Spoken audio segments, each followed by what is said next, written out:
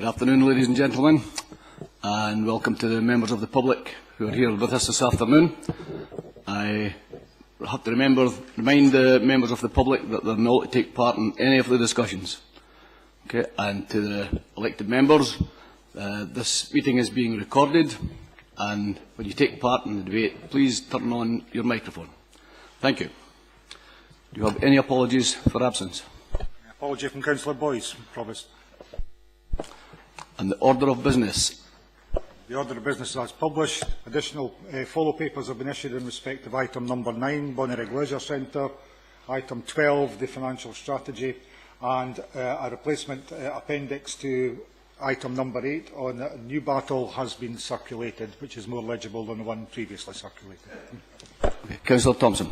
Yeah, Provost, I wondered just, given the volume of business we have this afternoon, if I might make a suggestion that if it was agreeable that perhaps we could take items 13, 14, 15, 16 and 17 as a block with a maybe more general introduction from Mr Fairley and then follow that with questions on all of these items. And perhaps if, I mean, obviously depending on how we're going, but if we are still only partway through the agenda, perhaps around 4 o'clock consideration be given to a comfort break if necessary. I'll second that part. Happy to agree, Provost. Okay, thank you.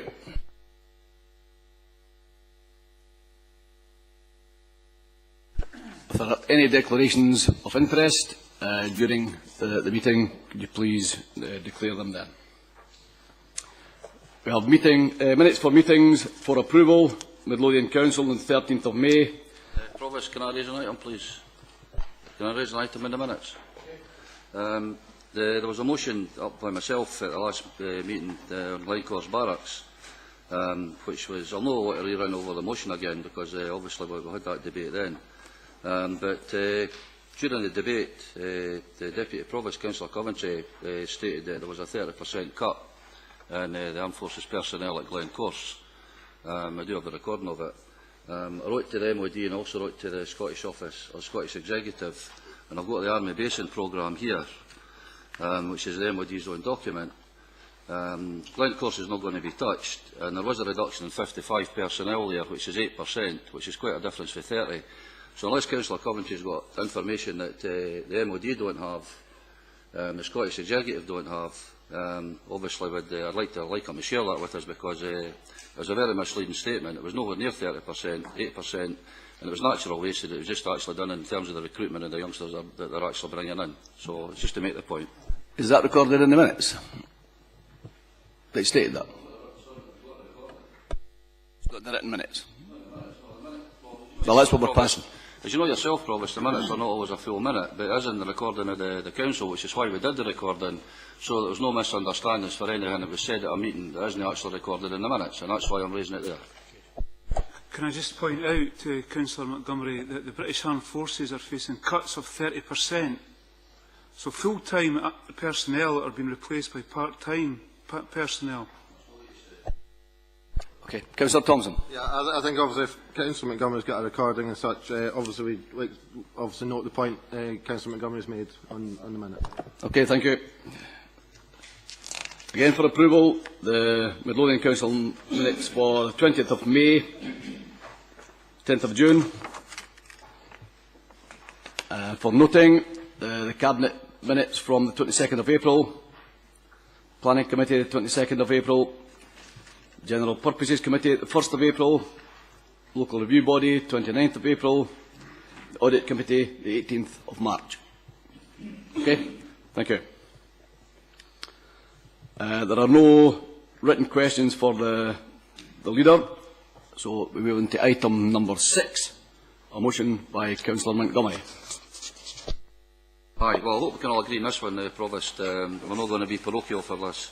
I mean, just to say, I mean, Councillor Rosie and myself go to the Pennycook Games most weeks, and they're getting good attendance, is 200, 300, 400 sometimes, depending on who they're playing. And it's the only time, probably, you know, Derek and I shout yes and no at the same time, depending on who's scoring and who's not. We even stand actually fairly close together. He's actually moved round to my end of the park now, so I don't know if that's maybe a sign of things to come. But they're getting really good crowds, but they're out of existence for about 12 years, and the club and the committee they've all done really well to get themselves back into operation. And they missed out in promotion to the Super League last year by 1 point on the basis that they didn't play for 10 weeks due to a bit of shenanigans for Kelty over in Fife. I think we're at the first game and they actually got robbed in that as well after 10 weeks. So if they play the league games during that 10 weeks, it would have been up last year and you'd had this motion last year instead of this year. So it's just to say to congratulate them. I'm not going to go on at length. I mean, they're a well-run club, as most of the junior clubs in Scotland are. It's a pity because we've now got Newton Grange, Bonnyrigg and Penicuik in the top league. And let's hope Armisen and Dalkeith, who had a good finish to the season this year, could actually join us there next year and we'd have the 5 Midlothian teams in. So it's just to say, thanks to the committee, and if we could send a letter of congratulations to the club secretary, I can pass the details on at a later stage. And happy for Derek to second it. Councillor Rosie. Yeah, sure, I'd like to second it. Just like to maybe say that, on one occasion I moved round to Adam's side when the sun was shining there. We were actually in my past. We moved round to there to get in the sun. That was why. But no, and it's as I say, it was a great achievement this year. Just lost out last year, as Adam said, but and also we are blaming Kelty, and when they're called Kelty Hearts, what do you expect? But sorry about that. It was just a joke. Just a joke, Brian, honest. But no, I'd like to say it's. I hope we'll all agree that it's a good achievement. Councillor Pottinger, may I remind you that Councillor Montgomery called for no parochialism, please. There's no parochialism from me. I'm not moving anything alternative. And I know we've got a busy agenda and we're looking for total consensus on this, but I really do have to say, it's not going to be easy for you. When I want to add my congratulations to Penicuik as well, being their first time in the Super League. Newton Grange Star has obviously been there before, and ended up getting relegated. But it's great that Newton Grange Star are actually up there from last season when they actually won the Premier League. And they've now performed the best ever at any promoted team into the top flight, into the Super League. A league they led for most of the season, and they finished a credible 4th, having played 30 games, 19 wins and scoring 65 goals. It was very good to see Newton Grange Star win that league last year and being so well up. And I hope Penicuik do well this year, and if they do half as well as Newton Grange has done, they've done well. Thank you.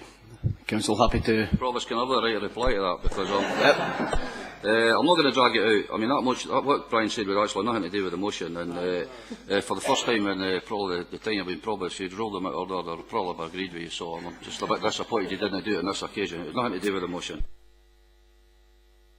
Well, I agree with you anyway.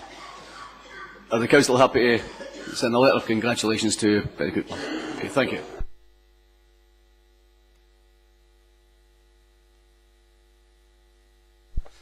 We move to item number 7, the Audit Committee Chair's Annual Report, and a report by Mr Blair.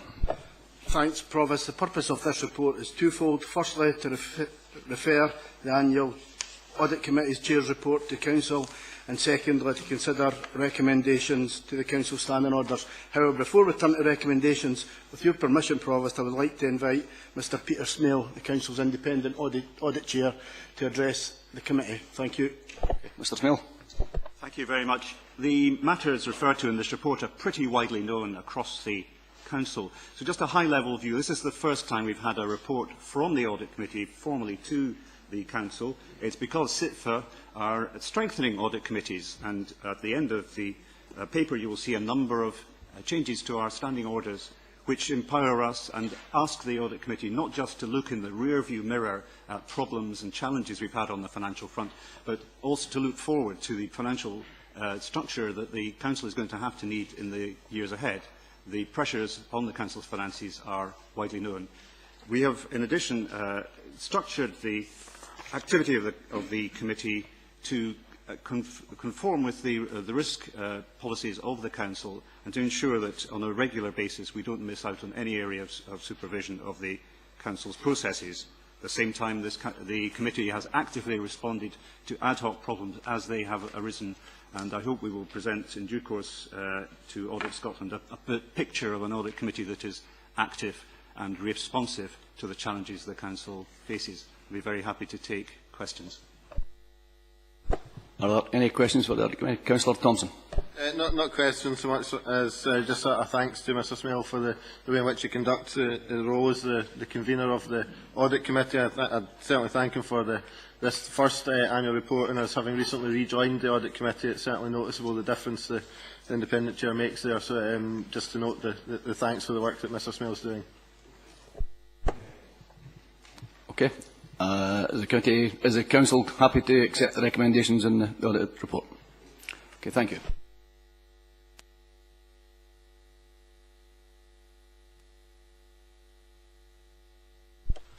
We move to item number 8, the New Battle Centre Stage 1 submission, a report by Mr Laurie, the Chief Executive. Thank you, Provost. The purpose of this report is to update Council on progress with the New Battle Centre project, specifically in relation to the submission of the Stage 1 report from Hub South East, outlining the key proposals in relation to the design, the cost and the programme. The report also informs Council of the current financial position of the New Battle Centre project and the budgetary implications arising from that. The Stage 1 sign-off for the project is the first significant milestone which triggers commitment to delivery using the hub procurement route. And that route is set out for members at Appendix A to the report. The proposed design has been developed through consultation dialogue with the children and staff at the existing New Battle Community High School and the communities of Mayfield, East Houses, Newton Grange, Gorebridge and Moorfoot. The proposed design will provide a high-quality learning environment not only for school pupils, but also for the wider community. Extensive community and sporting facilities have been incorporated. And Appendices B to F show the elevation drawings, the site layout, the internal layout, and the accommodation schedule. Section 3.2 of the report gives you the capital cost update. When we reported to the Council in June of last year, the estimated construction cost of the project was £31.296 million. Since this report was presented to Council, development of the cost information has been undertaken with HUBCO.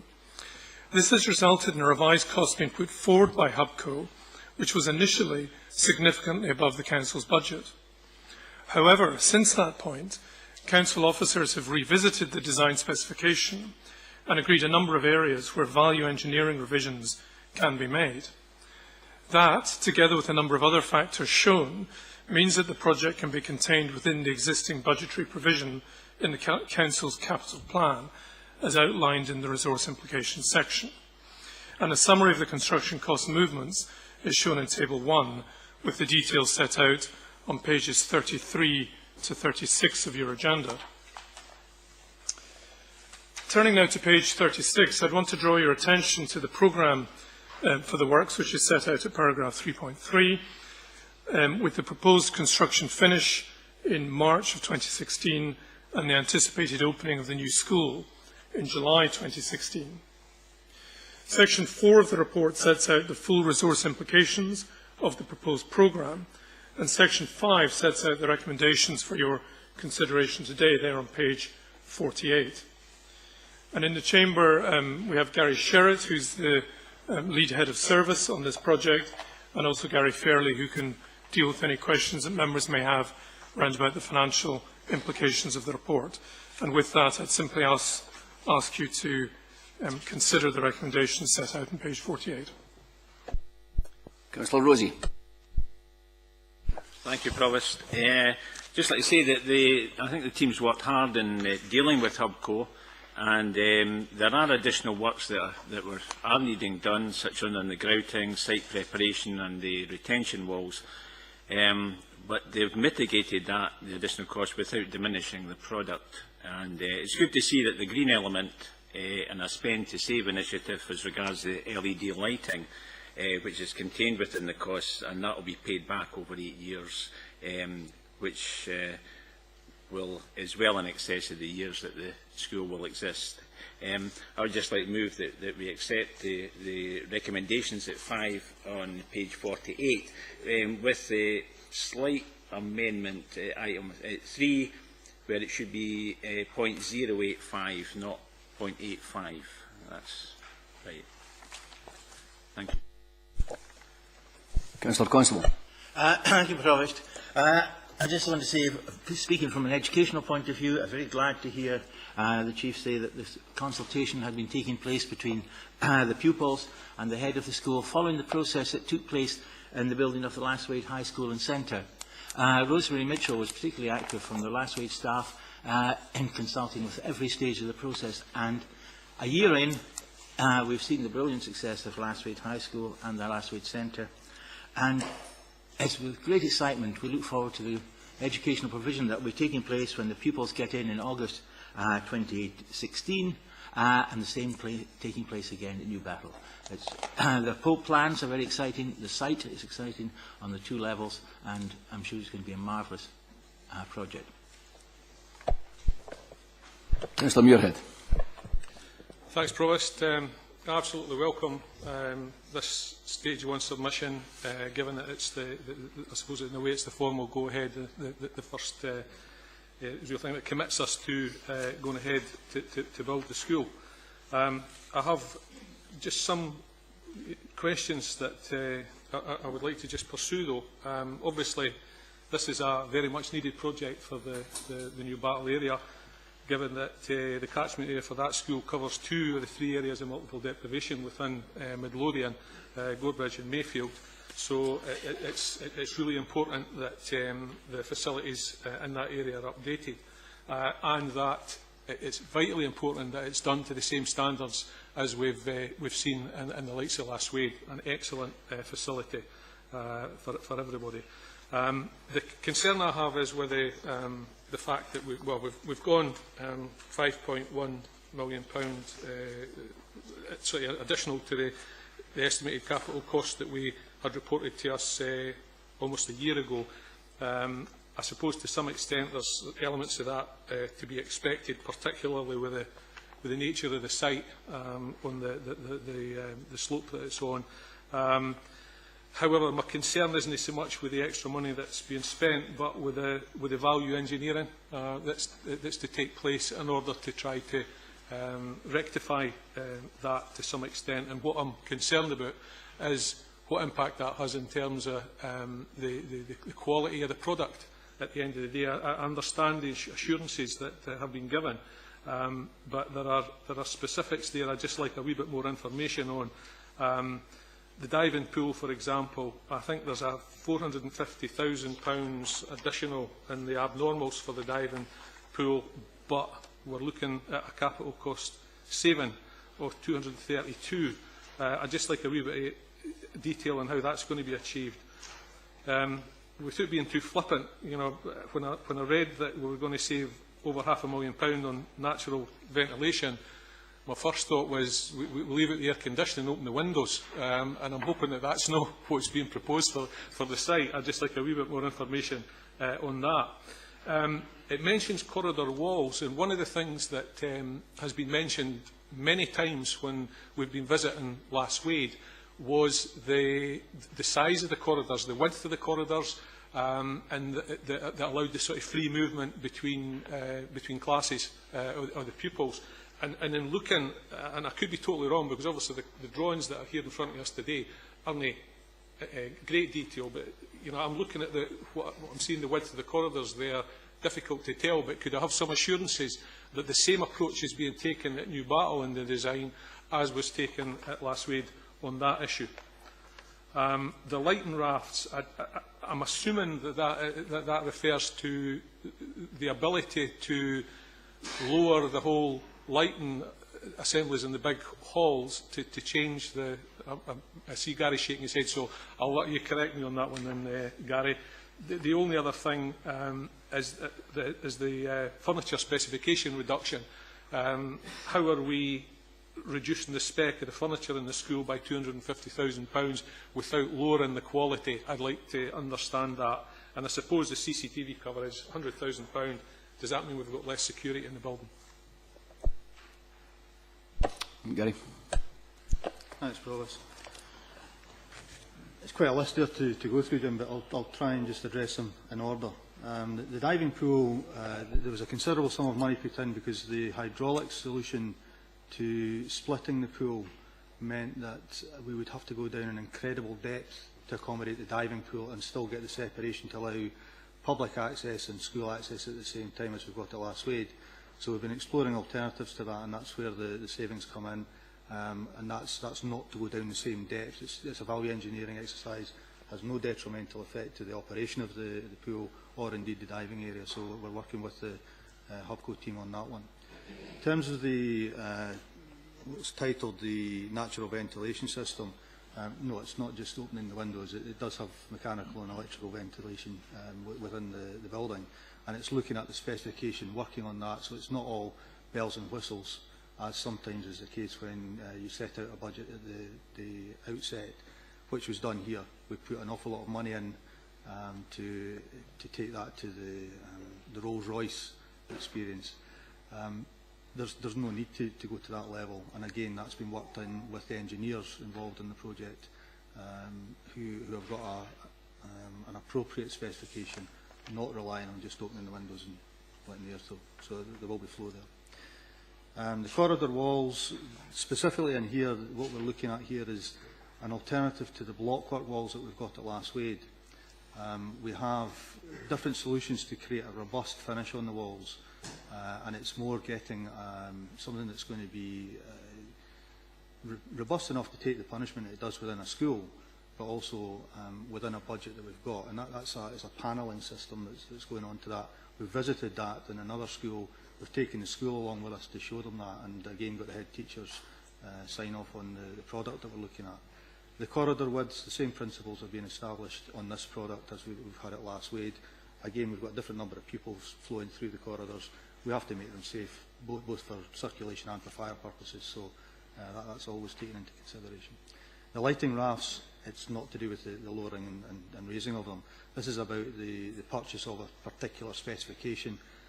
At Last Wade we had one, that was costed in at the beginning. We've gone to an alternative specification, that's all we've done, using our buying power to get a different product. The furniture specification in part is the same answer. Again, using buying power, we're combining with Kelso High School here, and we're trying to get Hubco to use one buying supplier to give us the product that we need. But again, we've looked at what is going into each classroom in conjunction with the school, specifically the head teacher and the heads of the faculties there, and we're looking at what's appropriate for the school's needs, which has allowed us to bring the costs where they are. The CCTV coverage, yes, it has lessened the amount of CCTV within the school. We're aiming to not compromise on health and safety, obviously, but just where we didn't actually monitor what was put in at Last Wade. We've got the facility to use it. It's not getting used, so we're using appropriate coverage within the new product. Councillor De Wink. Thank you, Chairman. I've been a vociferous critic of the way that New Battle has been structured and funded. I welcome greatly the new school, but to have it funded with a 10% coupon is something in this day and age that seems an enormously large sum of money for a government paper. I also know that the Council in the past has had difficulties with Hubco because they didn't deliver when it came to the Rosewell School. What I most object to is the fact that Hubco is owned by the main contractor, and this is an insidious relationship which I feel very uncomfortable about, and I would welcome officials putting my mind at rest that this very, very improper relationship is one that is correct. Thank you. Mr. Fairley. Thanks, Provost.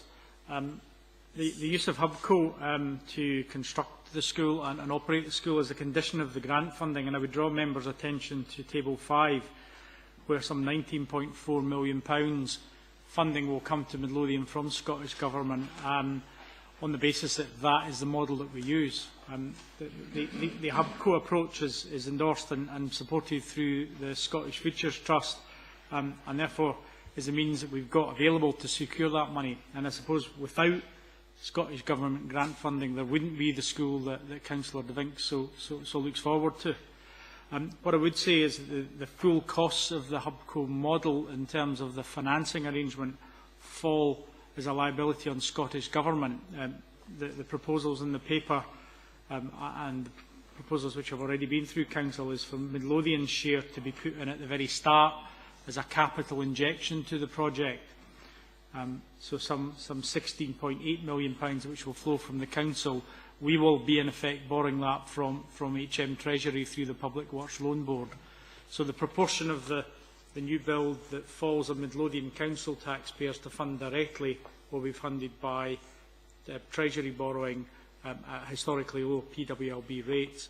The part that falls on Scottish Government to fund, while still part of the public purse, they will fund the additional financing costs that come through the HUBCO model. I don't know if that gives you the reassurance that you seek. Thank you.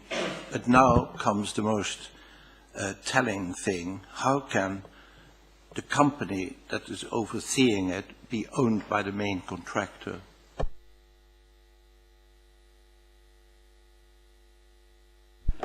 Again,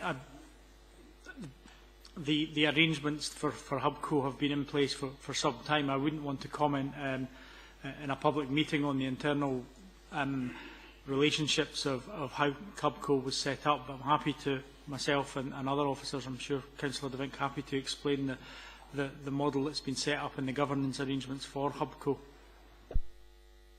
I understand how it is done.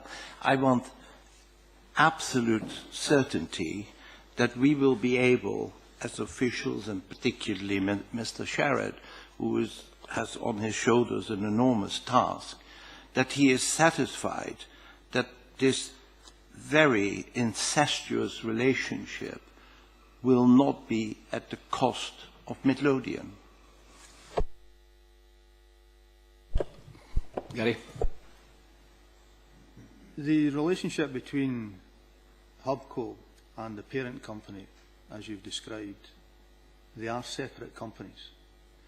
They are audited and scrutinised by a partnership board on which we sit as a council, along with the other local authorities.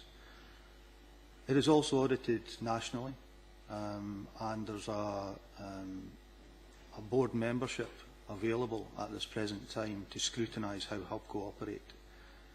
I've actually put my name forward for that with the hierarchy within the council's officer side, their blessing. And I think that gives us a voice at the table to try to make sure that we get the best out of this setup that we possibly can.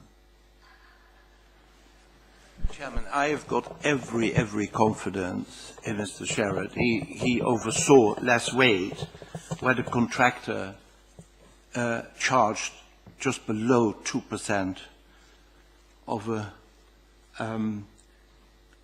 percentage that they had as a profit margin. Today, HUBCO is being paid 5%. That's 2.5 times more. So, you know, something to me is not proper here, and that is what I'm really trying to get to the bottom of. Councillor Thompson. I think obviously it's welcome. I mean, I think we need to be very aware of the various issues that Councillor De Vink raises. We also need to make sure that we're always doing the best to get the best deal we possibly can out of this for Midlothian. I think the representation we have at the various levels allows us to have that input and the direct oversight of the links there and the operations, the council financing part of it. Our treasury management is, I think, now the best in Scotland. There is no council can borrow from the Public Works Loan Board at a cheaper rate than Midlothian Council. So from that point of view, this council is absolutely delivering on our share of it, value for money. We have to recognise that there is a model that is used to deliver the other £19 million. We need to keep an eye on that. We need to constantly monitor and work on that. But we are very, very fortunate in the team that we have working on this. I think are widely recognised as the national leading team in the delivery of this sort of project. Through Gary heading it up and the other, Morris and the rest of the team, it's recognised from the number of other councils who come to Midlothian to learn from the experiences that we had through the delivery of the Westwade Centre, that we have a team in place who can deliver, who can bring that level of expertise. And as long as we, as members, continue to ask the questions, and it's important that we do continue to ask the questions, we have that direct link. I think we can be assured that we'll get the best we possibly can for Midlothian, and through that deliver a fantastic new school at Newbattle. Okay.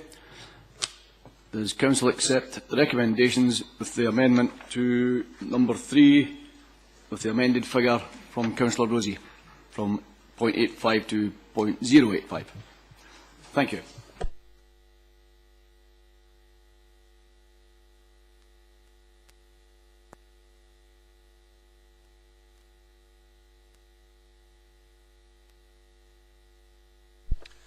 We move to item number 9.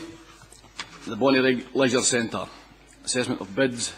Report by Chief Executive Kenneth Laurie. Thank you, Provost. This report advises Council on the assessment of bids received from parties seeking to take possession by way of transfer by the Council of the premises of the former Bonnyrigg Leisure Centre, and makes recommendations based on the outcome of that assessment. It also outlines proposals received from the Bright Sparks Management Committee in relation to an alternative use of the Bonnyrigg Leisure Centre for members' consideration. Paragraph 2 sets out the background to the current position and the recommendations agreed by the Council at its meeting on the 25th of March of this year. And as a result of this, a further opportunity was taken to offer the premises by way of let, and 3 bids were received by the due deadline, as detailed at the bottom of page F1 on the to follow agenda. To ensure that a comprehensive, robust and consistent assessment would be undertaken, an assessment panel comprising 3 council heads of service and a representative of the Community Planning Partnership under the chairmanship of Ian Johnson was put together in order to look at this objectively and independently. And it delivered its final report to me on the 13th of June. A full copy of the report of the panel is annexed to the Council report, and I'm content that the panel has undertaken a comprehensive and complete assessment of the bids received. The assessment used a range of specified criteria which broadly cover 2 themes, the first of these being financial viability and the long-term sustainability of the venture, and the second relating to the degree of genuine community involvement and added benefit to the community of the venture.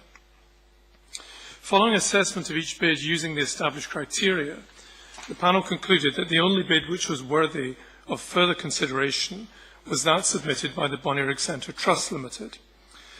The panel note that whilst relatively strong in demonstrating levels of community engagement in the proposed venture, its financial business model contained weaknesses which call into question the longer-term sustainability.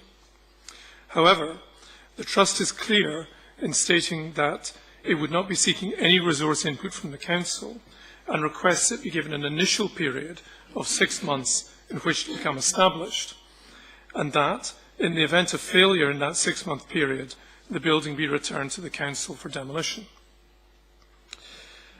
At paragraph 4.4, I make the point that a petition in support of the Bonnyrigg Centre Trust with 481 signatures was submitted to the Petitions Committee. The petition was disallowed as there was a clear process in place to allow bids for the use of the former leisure centre to be assessed. It was therefore assessed that the petition may be considered as canvassing by the Trust or give an unfair advantage in relation to the other 2 bids under the Community Asset Transfer proposal, so it was not heard by the Petitions Committee. Nevertheless, in view of the fact that I have referred to petitions in support of Bright Sparks in this report, I felt it was only fair also to refer to this petition in the context of this report. Turning to section 5, a letter was received by me from Bright Sparks Management Committee on the 12th of May, setting out a proposal for use of part of the Bonnyrigg Leisure Centre.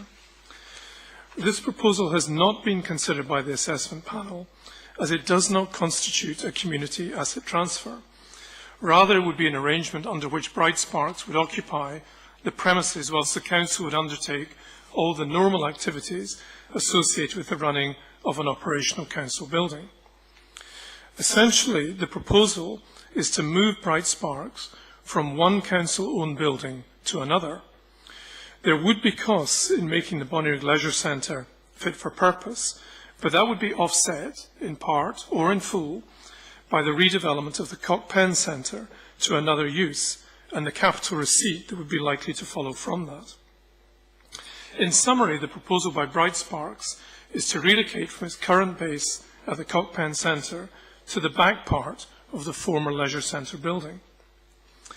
Midlothian Council funds Bright Sparks to provide playgroup support for children under 5 with complex additional needs and their families. In addition, the group fundraises to provide a range of activities after school and during holiday periods for children aged up to 11. Demand for its services has steadily increased in recent years, such that it is looking to move to bigger premises to accommodate that demand, and also to expand and extend its range of related services.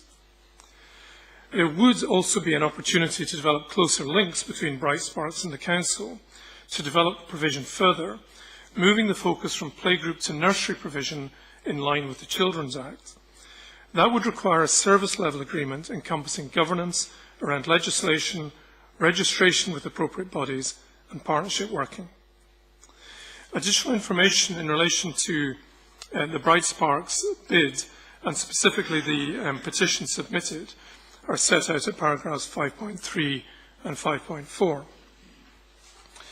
At 5.5, I note that the Bright Sparks proposal has not been subject to the same degree of scrutiny or consideration as the community asset transfer bids submitted to the panel. Taking that into account, if members are minded to support this proposal, it would clearly be necessary for relevant officers to undertake a detailed analysis of the proposal, the associated costings, and the budgetary implications for the Council. The report implications are set out at section 6. I'd like to now turn to section 8, the recommendations, which I'll go through in full. So it is recommended that the Council, firstly, that the revised submission from the Bonnyrigg and Sherwood Community Development Trust be not accepted, that the bid from Logie Limited be not accepted. Turning to page F6 in the third recommendation, the consideration be given to identifying Bonnyrigg Centre Trust Limited as preferred bidders, to be granted a let of the premises for an initial 6-month period, which is subject to review at the end of that period, and on the strict understanding that the Council shall not incur any costs before, during, or after that period, other than costs of demolition should the premises be returned to the Council at any time, and subject to all other normal terms and conditions which apply in the letting of Council-owned premises. Or, alternatively, at recommendation 4, as an alternative to the community asset transfer, consideration be given to the approach received from Bright Sparks, and that officers are tasked with undertaking a detailed analysis of the proposal, the associated costing and budgetary implications prior to this being taken forward, reporting back to the Council if this cannot be successfully implemented and or will require the approval of provision in the budget. Or, at recommendation 5, in the event of recommendations 3 and 4 above not being accepted, and unless the Council has any other operational reason for retaining the building for a use compatible with its existing community leisure and recreational status, then the building be demolished at an early date, together with reinstatement of the ground for use as part of the public park within which it lies. Thank you, Provost. Could I just get the Council to accept that we go for recommendations 3 and 4 and reject the other 1, 2 and 5? Okay, and we will discuss only 3 and 4 here this afternoon. Is that accepted? Okay. Councillor Consell. Thank you, Provost. Could I refer the Council to the annex to the report, the conclusions, the summary of the conclusions of the panel, and the criteria in Appendix B, which the Chief referred to. Well, as you've succinctly stated, Provost, we've eliminated then 8.2 and 8.3 on that.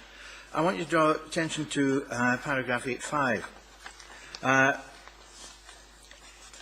And halfway through 8.5, there is a distinct possibility that the venture could fail in its first 6 months of operation due to the inadequacies of the financial business model.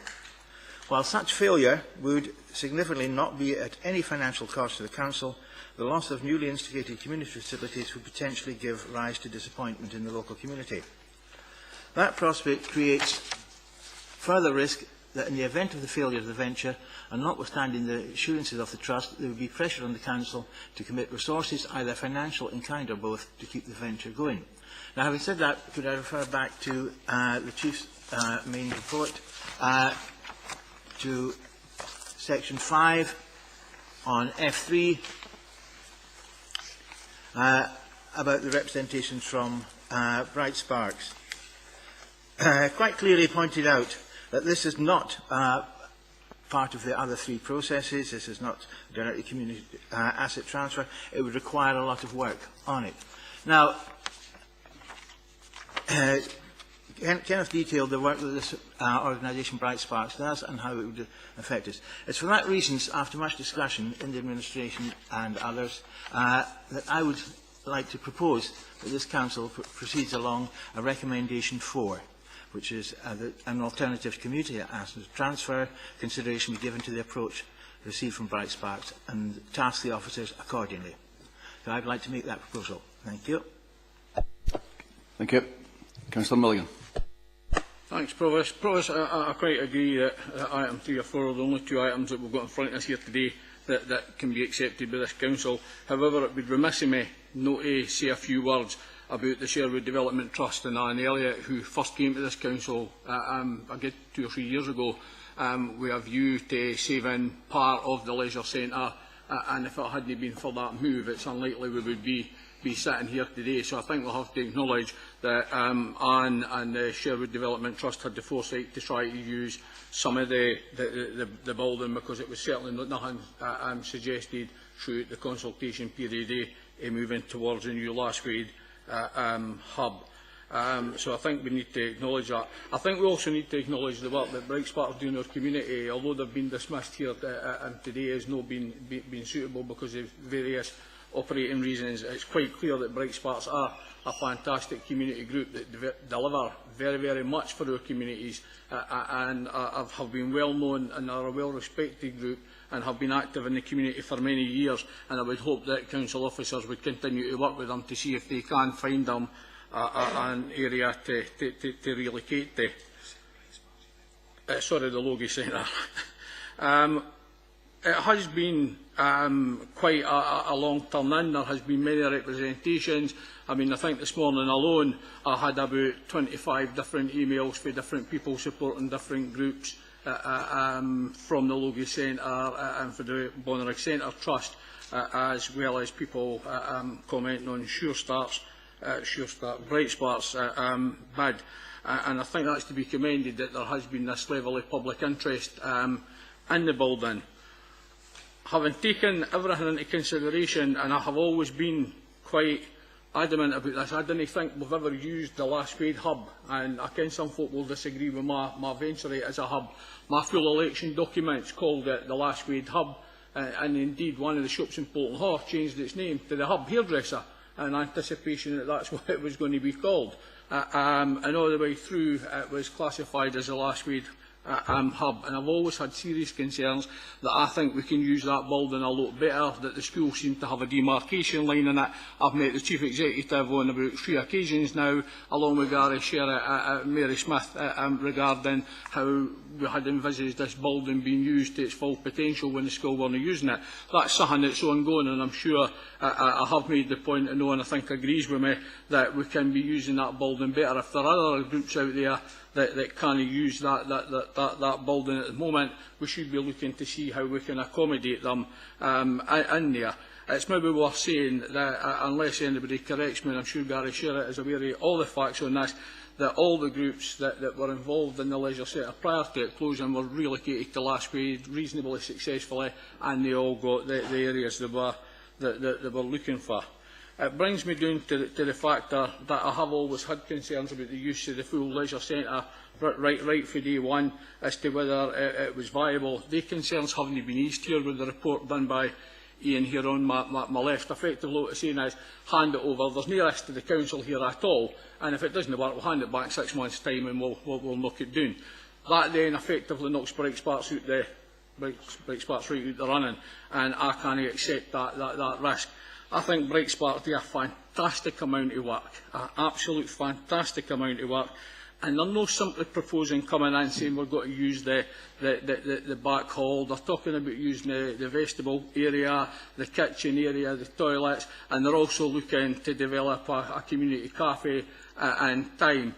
One of the main reasons that's got me on board here is their commitment to developing soft play facilities and have them open to the public, which is one of the big things I think everybody's been united in asking for in the Bonnyrigg area, and that's a soft toy play area. Something I think we indicated many years back that we did see that there was a shortage of, and the fact that they're willing to give consideration to looking to develop a community cafe in the park would go a great way to help people. I think that we need to actually see here that we do have a building going to be brought into use for the betterment of the area. It's going to help some of the most disadvantaged children that are in Midlothian. As one of the carers for Bright Sparks says to me, they threw away all their dreams and aspirations to make sure their children had dreams and aspirations, to make sure their kids had the right and the same level of support as what other youngsters have. When you talk to the users of Bright Sparks, they talk about, if they get this, how they foresee approaching the Scouts, approaching the BBs, and areas like that, and actually having mainstream organisations coming in and running services, running groups that their youngsters can take part in, that everybody else takes for granted. Everybody else takes that for granted, they didn't. It's quite interesting to see that there is a split, and there is an array of groups supporting all sides in this, and most noticeably you see Anne Elliott, who has put a letter of support, and Anne Elliott's the chair that I've just mentioned earlier on, the Bonnyrigg and Sherwood Development Trust, and she's put a letter of support, and Irene Hogg, who I think is one of your most laudable citizens, has put a letter of support in to the Chief Executive on behalf of Bright Sparks. You also notice there that Polton Holland District Community Council have taken a balanced view and have decided that Bright Sparks would be the best use. There are a array of different community groups there, ranging from the Midlothian Association of Play, Sure Start, etc. I could run through them all, that are supporting Bright Sparks. For that reason, I think that this would bring this building back in.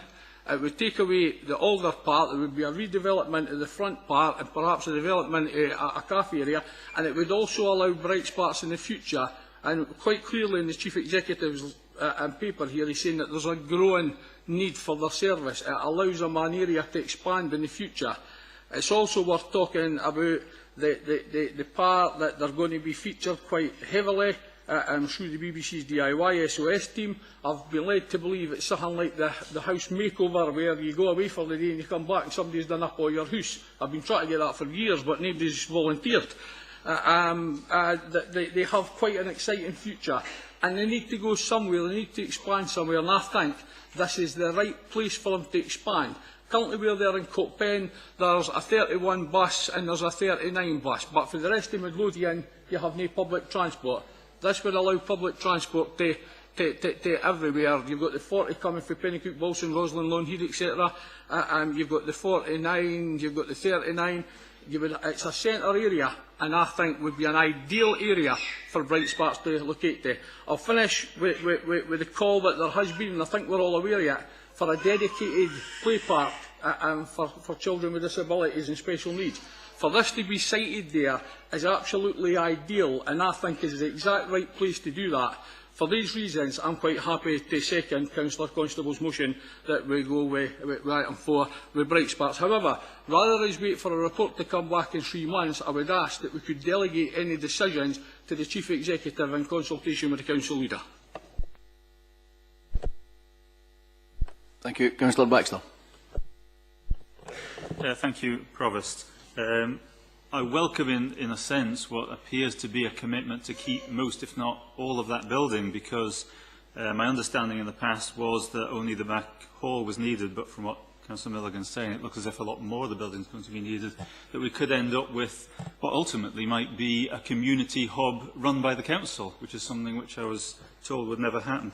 I would like to draw attention to paragraph 8.5 under F13, which Councillor Constable quoted from.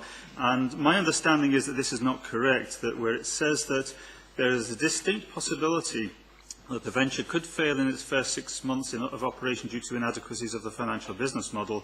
While such a failure would significantly not be at financial cost to the Council, the loss of newly instigated community facilities would potentially give rise to disappointment in the local community. I have read the offer that the Bonnyrigg Centre Trust put forward, and my understanding is that no new facilities would be provided within the first 6 months. The first 6 months would be given over entirely to attracting funding up to the value of £70,000, and so that element of disappointment couldn't possibly arise. But having read the Council officials' report, having listened to the debate, I can't help but notice that the recommendation 3 within the papers is remarkably similar to the amendment which I put forward to this Council 3 months ago. The difference between then and now is that the weaknesses which were identified by council officials and which were the main reason for my fellow councillors opposing my proposal were that the Bonnyrigg Centres Trust had weaknesses in its financial case, and I understand that these have now been resolved. Indeed, Douglas Wetwater, who is a well-known business development manager at Community Enterprise Scotland, says, having reviewed the business plan and watched the group develop their idea, I have been hugely impressed with their passion, enterprise, knowledge, common sense and rootedness in the community. There seems to be a huge potential for making this an excellent community-based facility for Bonnyrigg and an asset that can be sustainable and will change and develop, meeting needs way into the future. On the community development, community involvement, which is another aspect which has been seen as weak in the past. Martin Meteard, who is a resident of Bonnyrigg, with over 25 years' experience in cooperative and social enterprise sector, says, over many years as a social enterprise consultant, I have rarely, if ever, seen the level of community engagement that this proposal has brought about. I'm disappointed that I spoke to Bright Sparks and to Anne Elliott of the Bonnyrigg and Sherwood Development Trust. I have asked them if they would become involved in a single community bid, and I think that's still possible. Unfortunately, neither side seemed willing to do so, but I don't think there were problems there which cannot be resolved. I feel myself that we still can have a community hub which is run and owned by the community. We have a Scottish Government which is very much dedicated towards community asset transfer, and that is something we should buy into. I'm therefore proposing that we accept option 3 in the papers and the report's recommendations, and I urge also that Midlothian Council, the Bonnyrigg Centre Trust, Bright Sparks and the Bonnyrigg and Sherwood Development Trust work together in a collaborative approach which provides a solution which will meet the needs and expectations of the whole community for generations to come. Thank you. Councillor Drink. Right. Looking at these papers, it is so overwhelming how the officials identify Bonnyrigg Centre Trust as the preferred bidder, and I cannot for the life of me understand why we wouldn't accept the recommendation of officials who have looked into this in a very detailed fashion, and I have very much pleasure in seconding Councillor Baxter's proposal. Councillor Thompson. Thanks, Provost. Yes, clearly there's been a lot of time, thought, energy put into all of the aspects of this, both by those seeking to take over the running of this building in whatever shape or form, and also by members in considering the approaches that we've had. We were sat here in March with 3 bids in front of us, none of which we could accept. And as a council, we decided to say we recognised there was merit. We saw the merit coming through from those bids to see that there was opportunities that we could look at as a council for the use of all or part of the building, were the exact words we used at that time. Having done so, we clearly were in a position today where there were 3 formal bids for ownership and a separate approach from Bright Sparks in a different arrangement, of which 2 are not accepted. We can't accept 2 of them for the reasons outlined in the report. But that obviously then leaves us with the approach from the Bonnerig Leisure Trust, and we also have the approach from Bright Sparks. Both are very strong, both have significant merits, and it's a very difficult decision, certainly for me, to call a judgment between the 2, because there are so many benefits from both. That said, I do agree with Councillors Constable and Milligan that, on balance, I would be supportive of a move to work with Bright Sparks on this occasion to look at how we can help to develop and enhance the provision that's currently already provided by Bright Sparks. Bright Sparks do an amazing amount of work on a voluntary basis to help and support children with additional needs, and I think by taking the approach we're looking at here today, the proposal by Councillor Constable and seconded by Councillor Milligan, would really enable Bright Sparks to drive forward and to help us deliver a centre of excellence in the provision of space and equipment and facilities for children with additional needs that they can't currently get anywhere in Midlothian. So a real centre of excellence for us. We're delivering new facilities. The previous administration started it. We're continuing it now, delivering new facilities through our new schools, and we're looking at how we work better with our communities. I think this is a real opportunity for us to sort of not just look at that in the sort of the traditional, if you like, approaches, but to actually look at how we can support the young people in Midlothian who have additional needs, and to really do that. And I think the approach from Bright Sparks, to me, really shone out from that point of view. It's a real opportunity, I think, and a real positive for this council to be able to take a decision to make this decision today. I say again, I think the approach from the Bonnerig Leisure Centre Trust is a strong one, and there's a lot of merit in it. But on balance, I do find myself supporting the Bright Sparks bid. I think in looking at the recommendations we have, obviously there's been a suggestion that obviously there needs to be work done to look at the fuller details of the Bright Sparks approach. And I mean, the proposal from Councillor Milligan, I'm happy for that. If the Council is in agreement, I'm happy for that to be delegated. I have no issue with that. But if for whatever reason that we did find that wasn't workable, I would be more than happy to then accept the bid from the Bonnerig Centre Trust, because, as I said today, it's a solid bid. I just happen to think that the Bright Sparks bid is a better one. And from that point of view, I think we give ourselves the time to sort of work that one through, work all the detail on it, make sure that if it can be done, that it is done. But you never know. If there was a reason it couldn't be, I would be supportive of the Bonnerig Centre Trust to then come in to take that on. Essentially, second place, stepping up to the preferred bidder. On that basis, Provost, I'm happy to agree with Councillors Constable and Milligan. I think that we really do. We've got a good track record as a council, really, in supporting community groups. We look at the work that's been done in Gorebridge with the Gorebridge Development Trust. We've got the Aucklandinny Centre there that the council supported. We've got the Cabin in Lone Head. A record in supporting community ownership and community groups to take over and drive forward facilities in their communities. This council really has got a good record on that, and it's something that we're keen to continue to do. Councillor De Vink. I find it so sad that really these two proposals have to be mutually exclusive. They shouldn't be mutually exclusive, and the centre, Bonnewick Centre Trust is, in the end of the day, reaching out to Bright Spark to ask them to join it.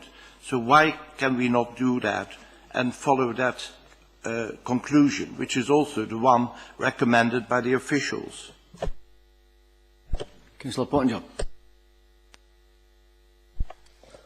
Yeah, me too. I've been very much in listening to all the agendas and the issues, all applicants, and I've done my best to reply to many of the emails I've been receiving, and some of them quite on, say, misinformation, that was getting circulated as well.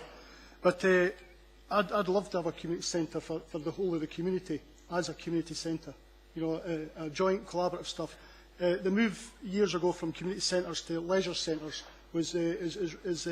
is disappointing, because you can't walk into a leisure centre without money in your pocket generally, and the move in the loss of community centres has been a detriment to communities as such, and I know everything that's happened in the past has all been on sustainability. It's been on budgets, it's been on plans, it's been on issues.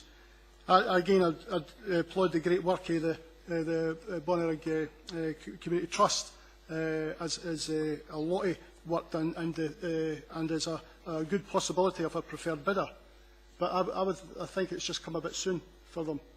The Gorebridge Community Trust has been going for many years, and they're at the place where they are now with the oncoming hub in Gorebridge. And the development work they've done in there is great, but it has taken a long time to do that. But responding to the questions on we can all wish for this and that, but we do have to, councillors, we do have to fulfil a sustainability clause in our contracts. We can't do anything that's not affordable, and we can't do anything that's not going to come back to us in the near or even the medium distant future is going to demand further resources from this council. So on that basis, the Bright Sparks one is the most likely to be sustainable and most likely to stand. It's unfortunate that it couldn't be a joint approach, but it can't be. It's not that they're not willing to work together, it's just that they can't on some funding applications. The BBC Children in Need will not give to a partnership approach. I'd like to see the situation where they would, but they tend to give to one approach, one funding application from somebody, and that. It's nothing to stop collaborative work, but it's again, I'd support as much collaborative work as possible within the centre. But and I'm knowing that we've got an asset there at Cockpen, that we can release, and I know that the running costs will be released, and I know the cost they take in children at Edinburgh for summer services that Bright Sparks offer in the yard in the Ayr Place would be coming home to Midlothian and not spent in the Edinburgh projects. And it's a suitable base for Bright Sparks to grow, and the potential of them achieving the correct funding to do that, I think will now trigger that, because they like to see, funders like to see sustainability in the ownership of a property into their business plan before they actually release the funding. So I'd like to have seen the funding first, but these things aren't actually possible. But when they're being shortlisted by the BBC Children in Need appeal, it's good that some money that we do spend on these appeals is charitable giving is coming again back to our hopefully back to our own Midlothian community. And I could go on a lot longer, but it's been a hard decision, and I would have liked to have seen 3 and 4, but obviously 4 is my preferred option for Bright Sparks to move and develop in there. You care to sum up, Councillor Baxter? Yes, thank you, Provost. I'm disappointed that a collaborative approach cannot be taken. I don't think there are any obstacles to funding where 2 tenants, if you like, are using the same building, and particularly where many of the objectives of those tenants are very much overlap. And I think that funding funders would look very favourably on a collaboration between Bright Sparks, and not Bright Sparks and the Bonnerig Centre Trust, but Bright Sparks and about 2 or 3 dozen organisations within the community, because we're not talking about a single organisation within the Trust. We're talking about many organisations coming together in a collaborative approach, which I would like to see extended to include Bright Sparks and the Bonnyrigg and Sherwood Development Trust as well. So, to sum up, honestly, the Bonnyrigg Centre Trust have been asked several times to strengthen their case, and every time they have done so. In all honesty, I cannot see what they could have done to strengthen their case anymore. Their case would have been approved at virtually any other forum, any other council in the country, I think, if they came forward with it. I accept Councillor Pottinger's point that Gorebridge, they've been running for many years, but they haven't had the environment that we have at the moment, where there is Scottish Government support for community asset transfer. They haven't had the number of people within the community. If you go back just 3 years ago, there was hardly anyone in Bonnyrigg who was interested in the building. But now the whole attitude amongst the community for taking things on themselves has changed. And I think now is the time to pass this building to the community of Bonnyrigg. And on that, I rest my case. Councillor Milligan. Thanks, Provost. Just for the sake of clarity, in 5.2 in the paper, the follow-up paper, it lists the rooms that Bright Sparks want to use, and I did say that they were looking to extend and perhaps put in a community cafe, just for the avoidance of any doubt. I didn't have the knowledge that Councillor Pottinger seems to have. I don't know about the collaborative working he's into the voluntary sector and whether grants can be got or not. Working together. What I'm quite clear for Bright Sparks is that they see them developing a centre at the old centre there for kids with disabilities and kids with special needs. They see it as a base for them and for them to develop.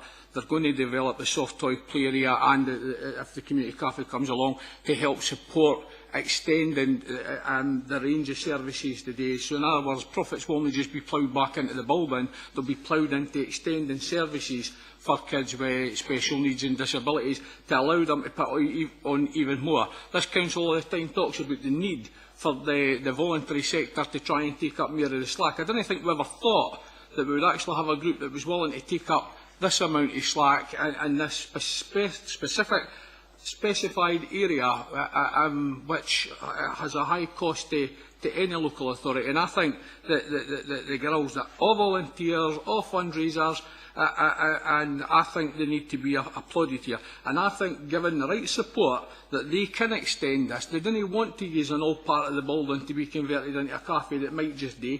They want to look to see, well, can they put a new frontage on, develop a seated area and develop a cafe out of that, one that's fit for purpose. And if the service needs to be expanded in years to come, they want to develop something fit for purpose. They have access to grants we don't even have a chance at.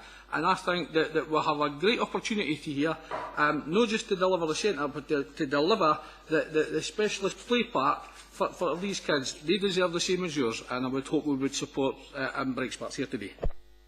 Councillor DeWink, would you like to sum up your case? Would you like to say any more on it? Well, I've listened with amazement, and I can only say that if one has got an issue like this, one puts two heads together and finds a solution. And I would like to follow the advice of the officials and go for item number 3, the recommendation. I'm really very disappointed that there is so much support for something that is really laying down the law to us and saying we will not do something with others. That really is a very bad way of negotiating. You should never negotiate with somebody who is telling you that he will not do something. Thank you. Councillor Constable, will you care to sum up your case, please? Thank you, Provost. Yes, in moving recommendation 4, we've heard of the good work Bright Sparks has done and the possibility of development. I think it will provide an absolute ideal complement to the Lasswade Centre, which is not very far up the road, and so I accordingly move. Thank you. So can I ask my councillor colleagues if they would agree to taking this under a roll call vote, please? Thank you. We're happy to accept the roll call vote? Okay, thank you. We'll now move to the vote. We'll use recommendation 3 first of all. All those in favour of recommendation 3?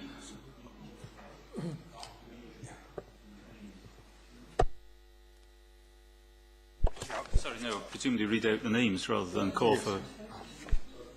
Okay. Right, if you... Right. Okay, sorry. Okay.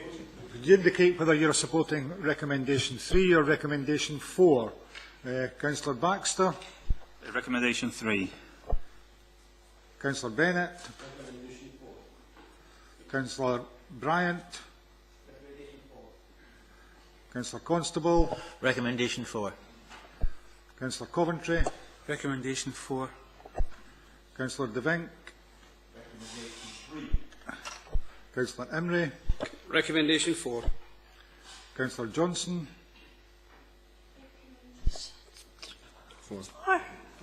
4. Councillor Milligan. Recommendation 4. Councillor Montgomery. Councillor Muirhead. Recommendation 4. Councillor Pottinger. Recommendation number 4. Councillor Rosie. Recommendation number 4. Councillor Russell. Recommendation 4. Councillor Thompson. Recommendation 4. And Provost Wallace. Recommendation 4. That's 2 for recommendation 3 and 1, 2, 3, 4, 5, 6, 7, 8, 9, 10, 14 for recommendation 4. Okay, thank you. Recommendation 4 is carried. Provost, can I just, for clarity's sake, are we also accepting that this be delegated to the Chief Executive in consultation with the leader, and as Councillor Thompson is the leader, accepting that we urgently review the accommodation at Last Way to see if any of the groups wanting to go into this can be accommodated there? Okay, acceptable. Thank you.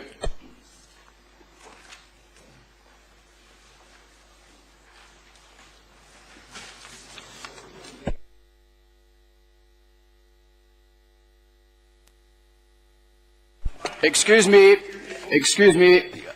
could you please exit from the chambers, please, and don't say anything. You'll have you removed. We can all work together. We can all work together. The whole building can work for the whole community. You're voting for demolishing the main. Could you please remove yourself from the chambers, please? Thank you.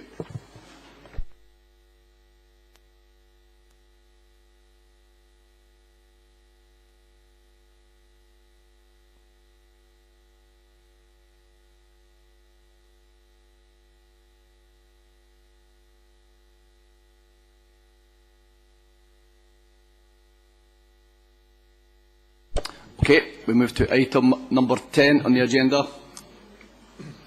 That is Council Transformation Strategy, a report by the Chief Executive, Mr Laurie. Thank you. Thank you, Provost. The purpose of this report is to present for approval by the Council the revised Midlothian Council Transformation Strategy, updating the previous strategy presented to the Council in May of last year. In view of the scale of the financial challenges and the needs and expectations of communities in Midlothian, the Council Transformation Programme was developed both to deliver savings and to improve performance across a range of service areas. Whilst the Council has achieved some success in relation to both of these goals, there is clearly much still to be done, and the Transformation Strategy provides a framework for this, linking the single Midlothian plan priorities and best value improvement plan with a single delivery plan of projects and activities, which is set out at Appendix 2 to the strategy.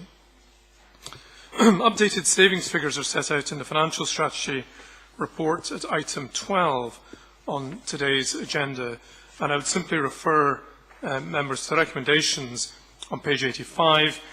It is recommended that Midlothian Council approves the Council Transformation Strategy and notes that progress against outcomes will be monitored and scrutinised through the Business Transformation Steering Group.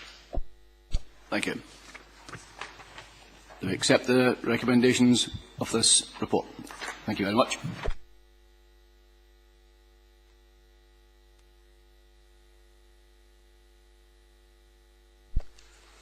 Move to item number 11, Assurance and Improvement Plan AIP 2014-2017, a report by the Chief Executive, Mr Lawrie.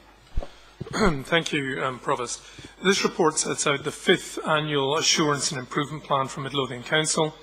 This is put together by the local area network, which is made up of the various scrutiny and inspection bodies, such as Audit Scotland, the Care Inspectorate, Education Scotland, the Housing Regulator, and our own external auditors, Grant Thornton. It is based on a shared risk assessment of the Council using evidence from various sources set out at paragraph 2.2. In total, there are 18 areas of assessment noted, and 4 of these are identified for further scrutiny in 2014-15, with the remaining 14 requiring no scrutiny. So the 4 identified as set out on Table 1 on page 112 of your agenda are governance and accountability, financial management, people management, and efficiency, and details are set out in the AIP itself, which is appended to the report. Details of proposed scrutiny activity are set out at Appendix 1 to the AIP on page 138 of the agenda, and members will note that a best value follow-up and also a follow-up to the Children's Services Inspection are the main elements of it for the year ahead. In terms of recommendations, members are asked to note the attached Assurance and Improvement Plan and the proposed scrutiny activity for 2014-15. Councillor Thompson. Yeah, just to say, obviously there's always work to be done, and we note the areas that have been identified in this report, but otherwise note the report. Okay, thank you. We now take items 12, 13, 14, 15, 16 and 17 all together. Okay? Sorry, but it's just item 12, then the others, if we could. Item 12 first on its own, then. Okay, thank you.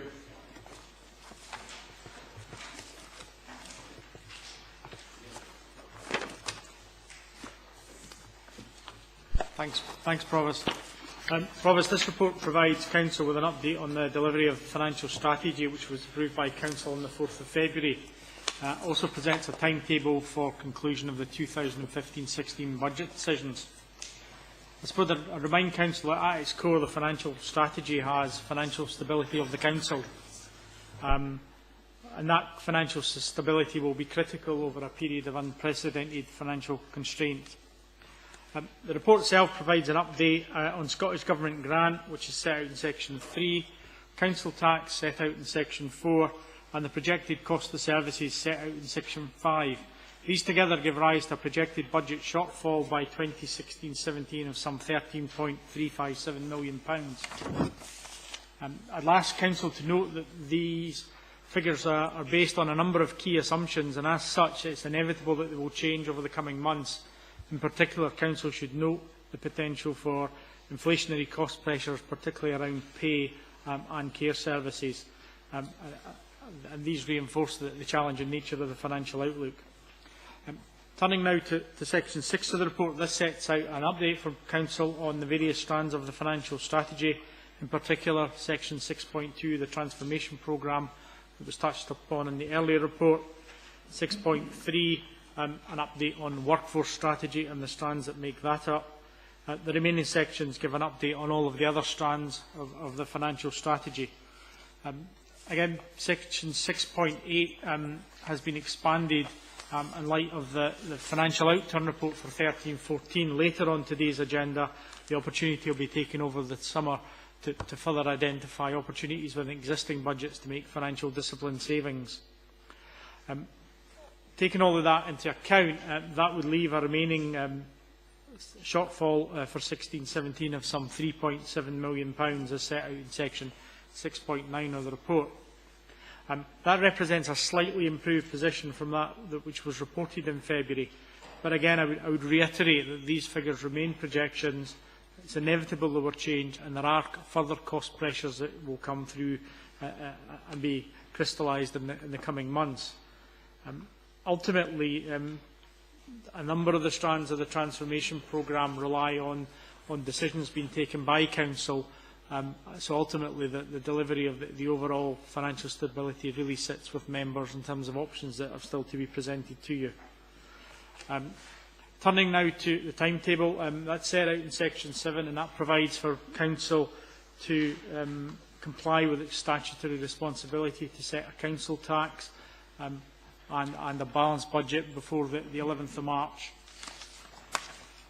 Section 9 provides an update on reserves which reflect papers 13 through to 17 later on today's agenda. And Section 10.2 in the report provides further detail for members on the risks associated with the financial strategy and the risks that we'll have to address as part of developing financial plans. Provost, happy to take any questions on the report itself. Otherwise, I would draw members' attention to the recommendations set out in Section 12. Thank you. Councillor Thompson. Yeah, I was keen, Provost, that we had this item by itself, because obviously the financial strategy is a key element of how we address the budget savings we need to in the years to come. It wasn't that long ago that we were looking at a 16-17 budget gap of in the region of 14 million, so to have a strategy in place that has us now looking at a gap in that year of just over 3 million is useful, but we can't be complacent because there's a significant amount of work to be done to achieve this. I think what the strategy shows is we're heading in the right direction. Not easy, but we are getting there. And I heard an analogy that essentially we're sitting here with a number of games in hand. We've just got to make sure we win them all now to deliver what we've got, because it's not going to be easy. We know it's not going to be easy, but we have got in place a plan and a strategy to deliver what we need. Thank you. Do we accept the recommendations in that report? Thank you very much.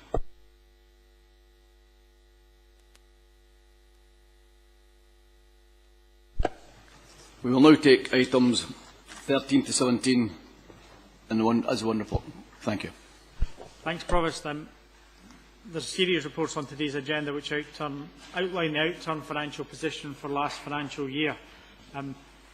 Touching on each very briefly, the housing revenue account finished the year with an underspend of just over £600,000.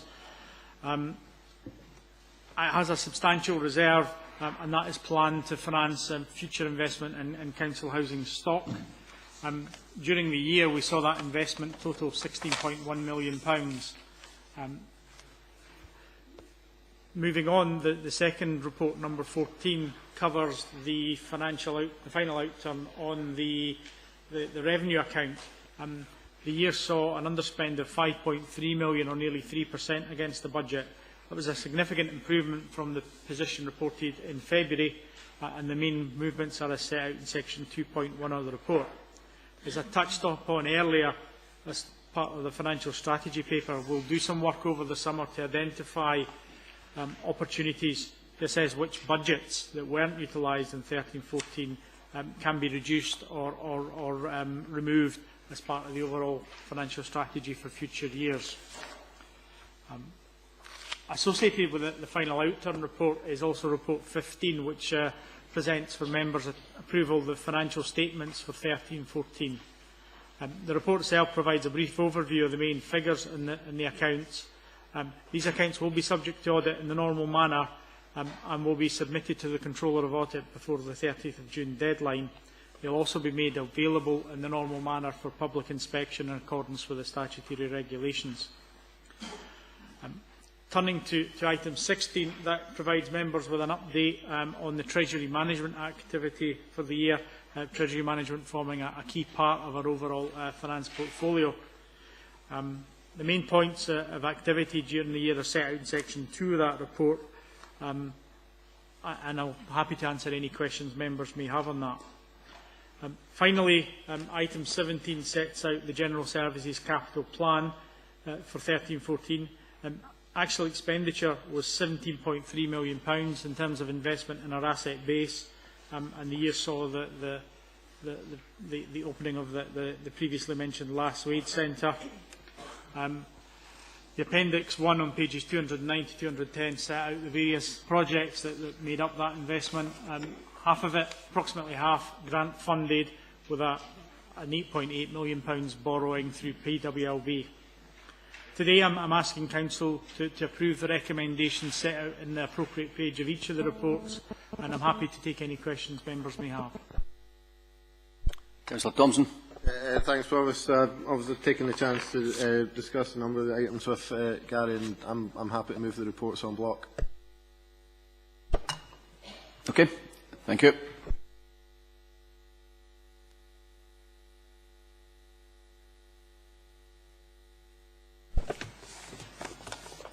We move now to item number 18, a review of fee and charges, a report by Hilary Kelly, Head of Services, Governance and Transformation Projects.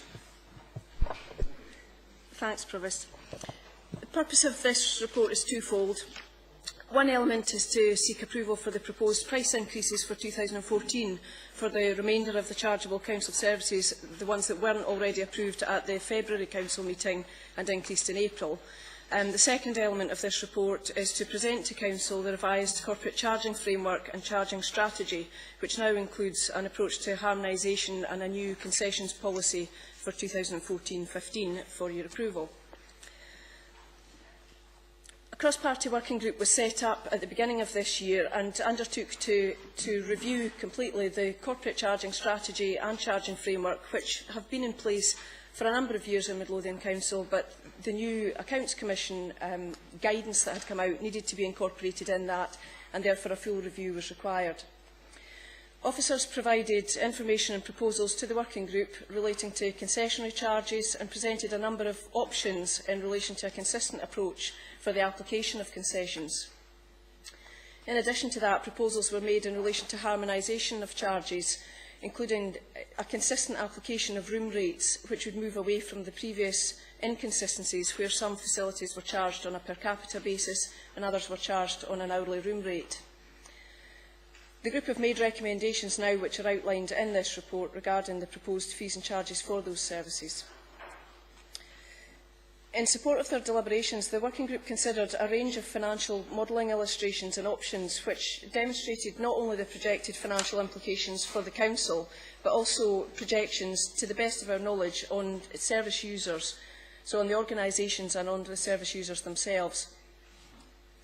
The strategy aims mainly to adhere to the principles of viability, fairness and consistency which the Accounts Commission recommend. And in 3.2 in the report, I've summarised the main changes in the charging strategy. So that is the harmonisation of charges between sport and leisure and the education CLD facilities, the proposed charging method being consistent, more straightforward and therefore more transparent for our service users, and the charges all being based on straightforward hourly room rates or pitch hire rates. During the course of the review, a comprehensive programme of consultation was undertaken with the service users of both our indoor and our outdoor facilities in leisure and recreation, and that has included a number of different consultation opportunities through public meetings, workshops, focus groups, one-to-one interviews and online feedback. And all the feedback that we gained from that consultation was also presented to the working group and was taken into account in their considerations and in the recommendations that have come forward today. In fact, a number of amendments were actually made following the proposals that we went out to consultation with. And these further changes take into account the areas which groups who felt they were particularly hard hit, the financial impact for them would be quite significant. So the proposals are to bring in specific phasing for some of the categories over 3 or indeed 4 years in some cases. The proposals for these new charges are for them to come into effect from August 2014 and that these should be increased in August each year thereafter. That doesn't take away from the sort of commercial charges which have increased in April, and they will continue to be an April increase. But as a whole, all the charges can be reviewed each year. There were also a number of areas of other work, other recommendations that cropped up during the course of this review, and these are set out briefly in section 4. That includes things like making better use of our online room booking system, making more use of upfront online payments for room hire, and a review of the use of pavilions, which is not currently deemed to be particularly cost-effective. The resources section 5.1 sets out 2 tables which illustrate the overall impact of implementing the price increases, or in some cases decreases. Table 1 sets out the overall financial implications for the Council, and I have to caveat that by saying these financial models are based on a projection of if everything stays the same. So if all the organisations continue to book approximately the same number of rooms or pitches that they have done in the previous 12 months. Table 2 sets out an indication of the additional impact by phasing in the increases. So to negate and mitigate some of the negative impact for groups, the proposal to phase in the charges means that there is an additional cost to the Council, and that's set out in Table 2. I take you then just straight to the recommendations on page 221 of your papers. I won't go through all of them in detail there, but there's a full list of recommendations, and the 4 appendices that are attached are the charging framework, the charging strategy, an equalities impact assessment that's been carried out, and the actual proposed price increases. And I'm happy to also add that's not in the recommendations. We can do a further review of the impact that has been noticed by the organisations and by the groups who are perhaps suffering a negative financial impact. We're happy to carry out a review after, say, 6 months or a year and to report back to Council if that would be helpful. That was something that was expressed by members at an earlier briefing. Thank you. Councillor Rosie. Thanks, Provost. It's thanks to the council officials and the councillors who were involved in the cross-party group. This has been a long, involved but necessary process. We had to react to an Accounts Commission report by Audit Scotland, and this report identified that a majority of Scottish councils were not operating their fees and charges policies correctly. The cross-party group had to achieve the key objectives on fees and charges of harmonisation, transparency and fairness. It's important that these fees and charges and the concessions policy are reviewed on a regular basis, and it will be more important in respect of this report that its impact be reviewed at, I would say, the 6 months period. This is where the proposal to phase in any increases will play an important part. It's important, I think, to emphasise that this is not a money-saving exercise and will, in fact, if implemented, will be at a cost to the Council to get this in and get the certainly get the harmonisation policies in. I move that we accept the recommendation on page 221 of this report with the additional amendment that the report, the impact, be revised within at 6 months. If the Secretariat could add it in at some point. Councillor Muirhead. Yeah, Provost, thanks. I'd like to second that the proposal by Councillor Rosie. Some aspects of this this report, the harmonisation in particular, I actually thought we had agreed that some years ago that we would do that, so it came as quite a surprise that we actually hadn't implemented that. However, given the number of meetings we had to have, the length of the meetings, the debate that took place, I'm not surprised everybody swerved that, to be frank. Because it isn't an easy thing to do, to make these kind of fundamental changes, particularly where you're trying to ensure fairness and trying to recognise the fact that when you're carrying out harmonisation, that there will be winners and there will be losers. And I'm glad that we are in a situation where we're able to try to mitigate the effect on those who will be getting charged more over a period of time. I think that's a really helpful way forward. And as has been suggested, I think, I had intended to move that the qualities impact assessment be carried out, but effectively that's what's being said.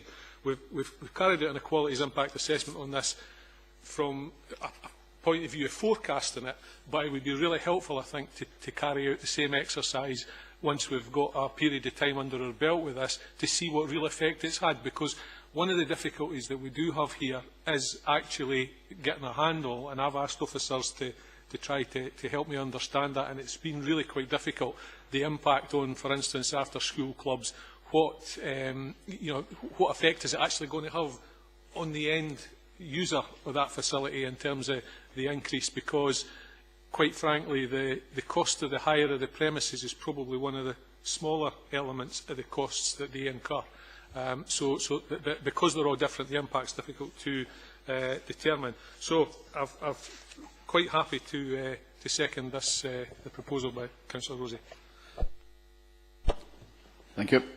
Anyone else? Okay. accept the recommendations with a 6-month review process.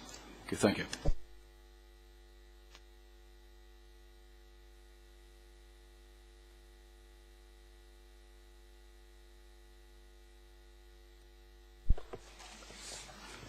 We now move to item number 19, a review of Midlothian Council grants process recommendations, a report by Evelyn McHugh, Joint Director Health and Social Care.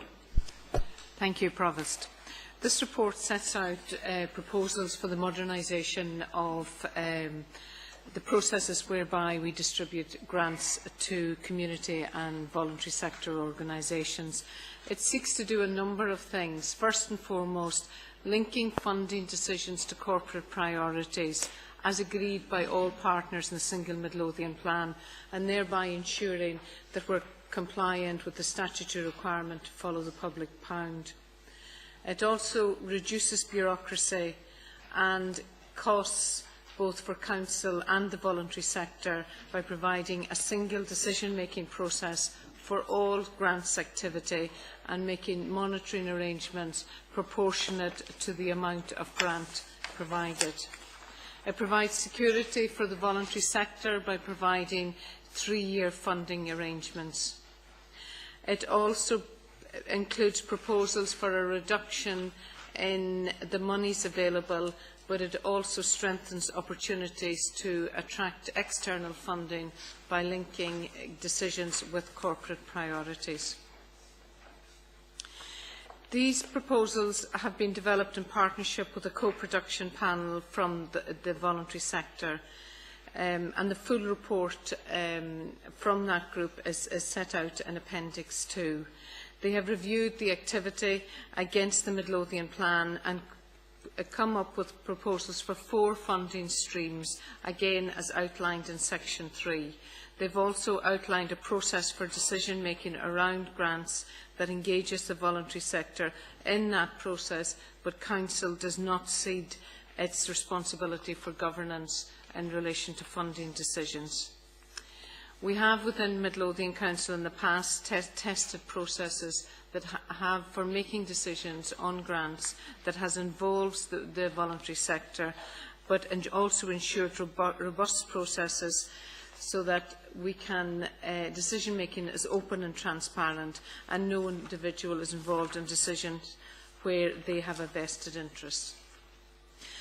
Section 4 of the report puts forward proposals for savings of £500,000 out of a budget of £1.5 million, but those savings are phased over a 3-year period.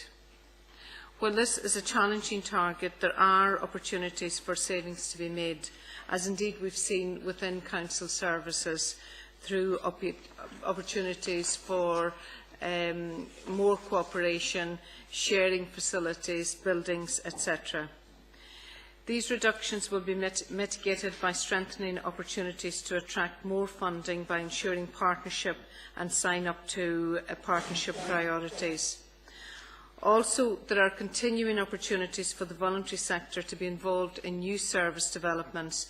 Recent examples of that is the involvement of MARC, a local social enterprise, in the delivery of the Social Welfare Fund, where in the past year they've received income of £138,000 from the Council by becoming involved in the delivery of and the provision of furniture and other household goods to people in receipt of the Social Welfare Fund.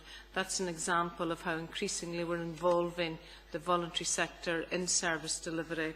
Other examples will include the handyman service that has been delivered by Mark and makes sense under the Change Fund, and again the spending going into the voluntary sector from that one work stream alone was £60,000 last year. The landscape in which funding for the voluntary sector, those decisions are made, are changing. Example of that is the amount of the Change Fund that's gone into the voluntary sector over the past 4 years. We are expecting an announcement on a new Integration Care Fund, which will be estimated 1.4 million will be coming to Midlothian, and again there's a focus on the voluntary sector and community groups being actively involved in some of the decision making around how those services focused on health and well-being will be delivered in communities. Section 5 outlines proposals for the implementation of this funding from April 2015, with a lesser amount in year 1. While this timeline is challenging, it is important that we maintain the momentum that has been established and that we go forward with a reduced reduction in that year. Members are asked to consider the recommendations in Section 7. First, to note the extent of the review to date, including the work of the co-production panel and the benefits of that approach. To consider the recommendations from the panel to modernise the process, and finally to consider the proposals of savings in the grant budget and the implementation plan as outlined in Section 4. Thank you. Thank you. Councillor Thompson. Yeah, Provost, thanks. Obviously, this is a fairly difficult issue when you're trying to identify where to make some additional savings. Clearly, there's been a significant amount of work undertaken by the panel and involving the representatives of the voluntary sector in that as well. Obviously, there are a number of meetings that resulted in the panel's 10 recommendations as outlined at section 3.3. Obviously, these have been worked up with the Council and voluntary sector and our key partners. I think it's important that we do recognise the change in landscape in the way that we fund and support voluntary groups, and I think the outline of the criteria as recommended by the panel is a very useful tool for us. I accept that the voluntary sector did not take any part in discussions or agreements around the proposed savings being proposed by this report, and we must recognise that. However, there was full involvement in bringing forward the panel recommendations. I think, as I say, it's never easy to look at this sort of savings, but we must recognise that financial grants and financial support to groups are only one part of the support that they can get. There's a number of other areas that we as a council can help with, and be that the sort of back office functions, the sort of management functions that groups, quite often the smaller groups will struggle with, that we as a council can help with, and that the financial element of that is actually only one part. We've heard from Evelyn, even today, the sort of potential new funds that are coming forward. £1.5 million is triple the saving that we're potentially talking about here. So there are other ways and other means to help and support the voluntary groups who do so much good work in our communities. I think from that basis, Provost, I would move the recommendations in the report with the phased introduction savings from 15-16 through to 17-18 as outlined in the report. Thank you. Councillor Milligan. Yeah, Provost, unfortunately we're not going to have harmony throughout the full council meeting today. On behalf of the Labour Group, we obviously oppose this paper at this time. We think, quite frankly, taking a third out of the voluntary sector at this stage isn't the best way to do it. It's a massive cut. It's 33.3% coming out the voluntary sector, reducing their budget from 1.5 million to 1 million in a confined space.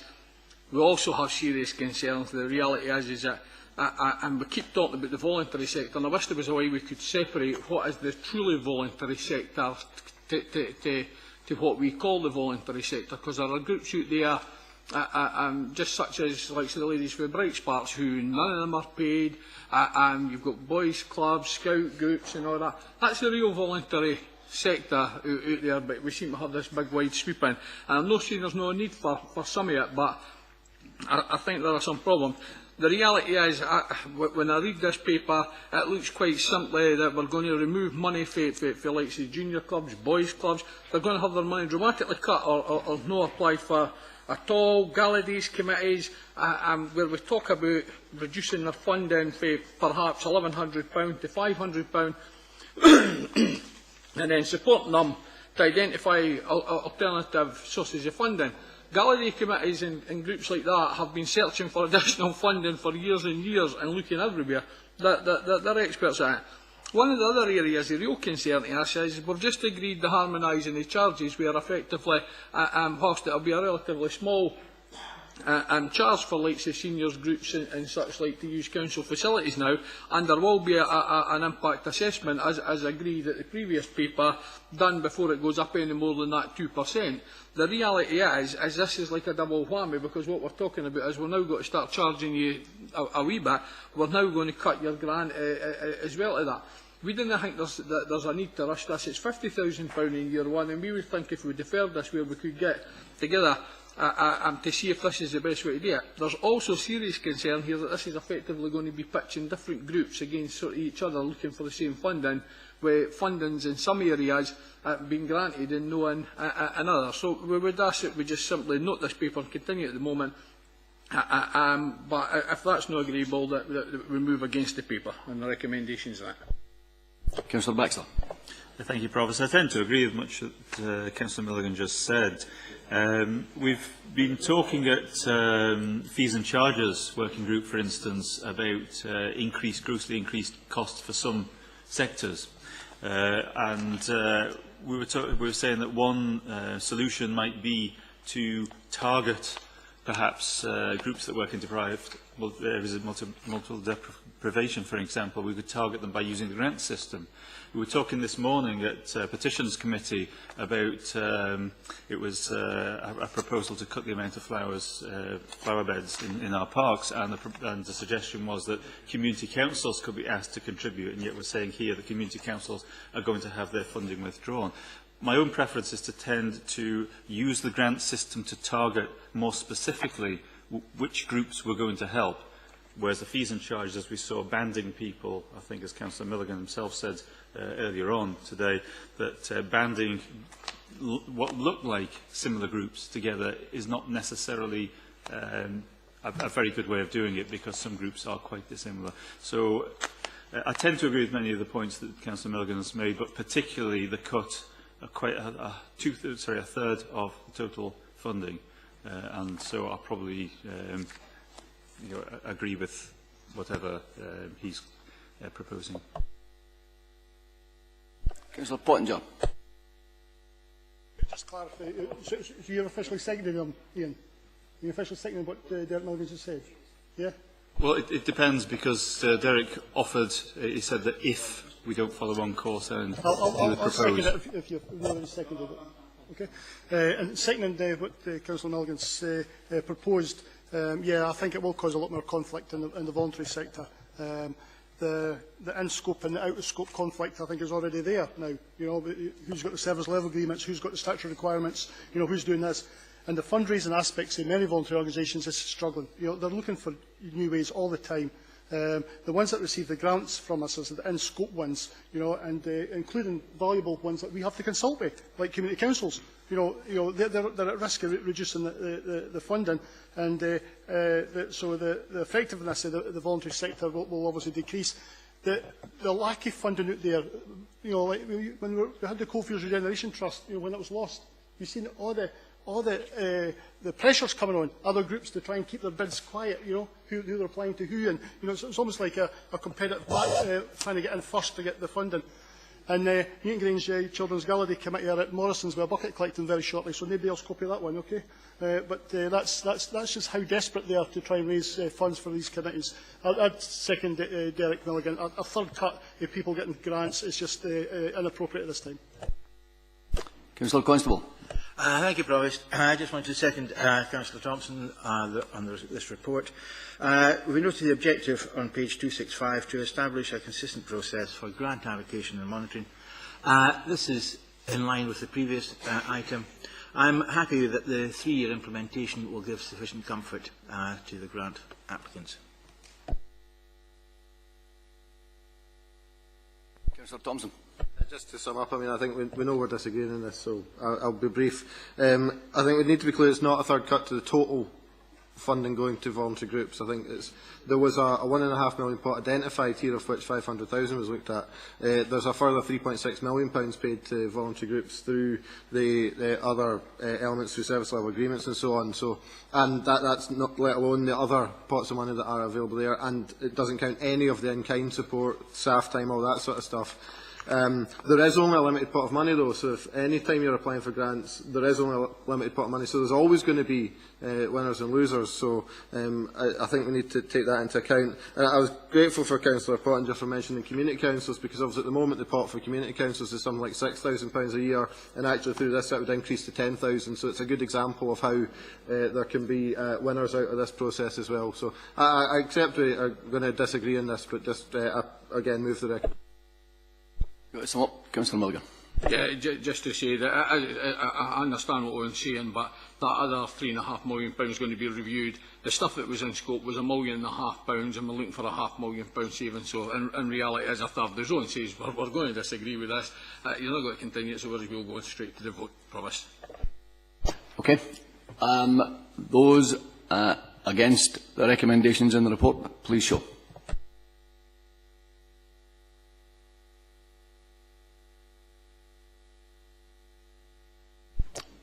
Those for the recommendations in the report, please show.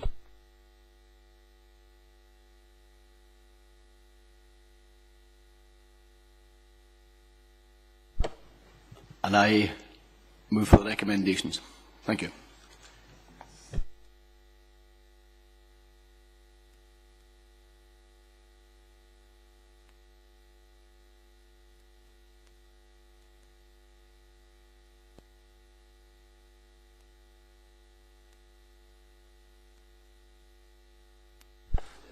We now move to item number 20.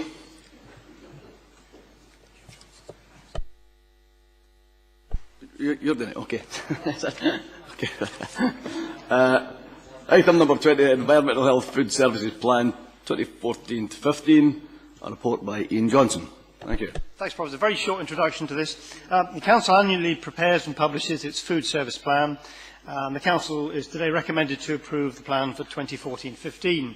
It's prepared excuse me, in the context of the Food Standards Agency Framework Agreement with local authorities from 2010, under which councils deliver a food enforcement service. In summary, the plan seeks to protect public health by ensuring that food produced or consumed in Midlothian is safe to eat, and that food is described in a way that allows the consumers to make informed choices about what they eat. A copy of the draft service plan is appended to the report.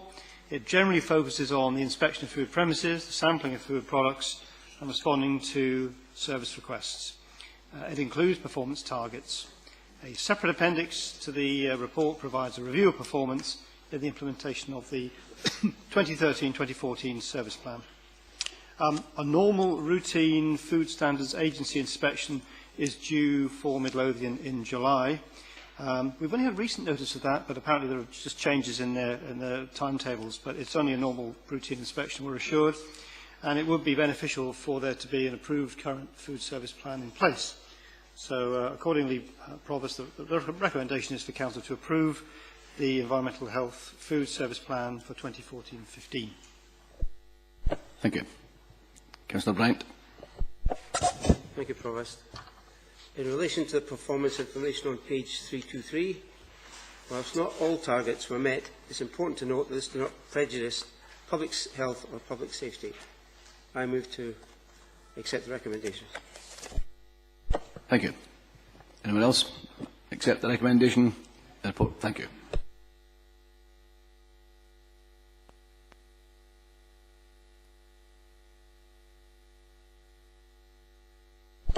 Item number 21, the proposed increase in early learning and childcare to 600 hours for looked after 2-year-old children and 2-year-old children from workless households. A report by Mary Smith. Thank you. Thank you, Provost. This report is to update the members on where we are in terms of implementing the increase in the hours of early learning and childcare for looked after twos, and there's now a new phrase, instead of workless households, it's entitled twos. So that's already changed since the report was written. Local authorities are required to offer 600 hours early learning and childcare for looked after 2-year-olds, that's children who are in the children's hearing system, and 2-year-olds from workless households from the 1st of August 2014, at the time the report was written. We have started negotiations with our partnership agencies. We're looking at providers across Midlothian. But, of course, the difference between 2-year-olds and 3- and 4-year-olds is you require a higher staff ratio for 2-year-olds and you require a bigger floor space for 2-year-olds. The difficulty we've had is we were awaiting the Scottish Government settlement and we only received that yesterday. And we have now got the settlement so we can go on and carry forward our negotiations. One of the other areas was this had to be implemented by the 1st of August, and across Scotland there was a problem in that because we didn't have the settlement from the Scottish Government, we didn't know how we were moving forward, how much it would cost, how much we had to play with. However, on Friday we had confirmation from COSLA and Scottish Government that although the Act takes place from the 1st of August, that local authorities would not be fined. That would not come into being until the 31st of October. So we've been given an extra period of time to implement from the Act. So the summary is that at the moment we don't know how many children there are. We don't get the figures from the Department of Work and Pensions, but we have an idea of where they are. We now have the funding, we now know to do the negotiations, and we've now got a bit of extra space in which to implement this provision. So in terms of Section 5, the Council is asked to note the progress that we've made so far and request a further report giving an update on implementation in August. Thank you. Councillor Constable. Thank you, Provost. Yes, I want to congratulate Mary on the progress we're making on this. Aileen Campbell has said, the Minister said, that legal enforcement, in quotes, has been delayed, but not the policy intention behind it. I welcome this slight delay. It does make things easier for councils. The entitled children, I'm glad to see we're using the correct phraseology now, the entitled 2-year-olds. It's a very ambitious programme to do this, and it goes along with our increasing of the 600 hours for 3- to 5-year-olds, the free school meals for primaries 1 to 3, all very laudable things which will do much to even out the inequalities in Scotland and also help our disadvantaged communities. So the whole principle behind the Scottish Government thing is in early intervention, and that's where the best results are going to be achieved. I'm glad to hear we've had the statement from the budget from the Scottish Government. That has been a little concern. It's been a bit slow coming out. However, and I'm glad to see we're now proceeding on this. Okay, it's not going to be entirely easy. It will be self-referral in some cases, but there has been from some quarters, rather niggly criticisms of this process, but in actual fact, the whole initiative is really very laudable and will produce good results, especially in the disadvantaged communities in years to come. And I want to congratulate our officials for working so hard to make this a reality. Thank you. Councillor Muirhead.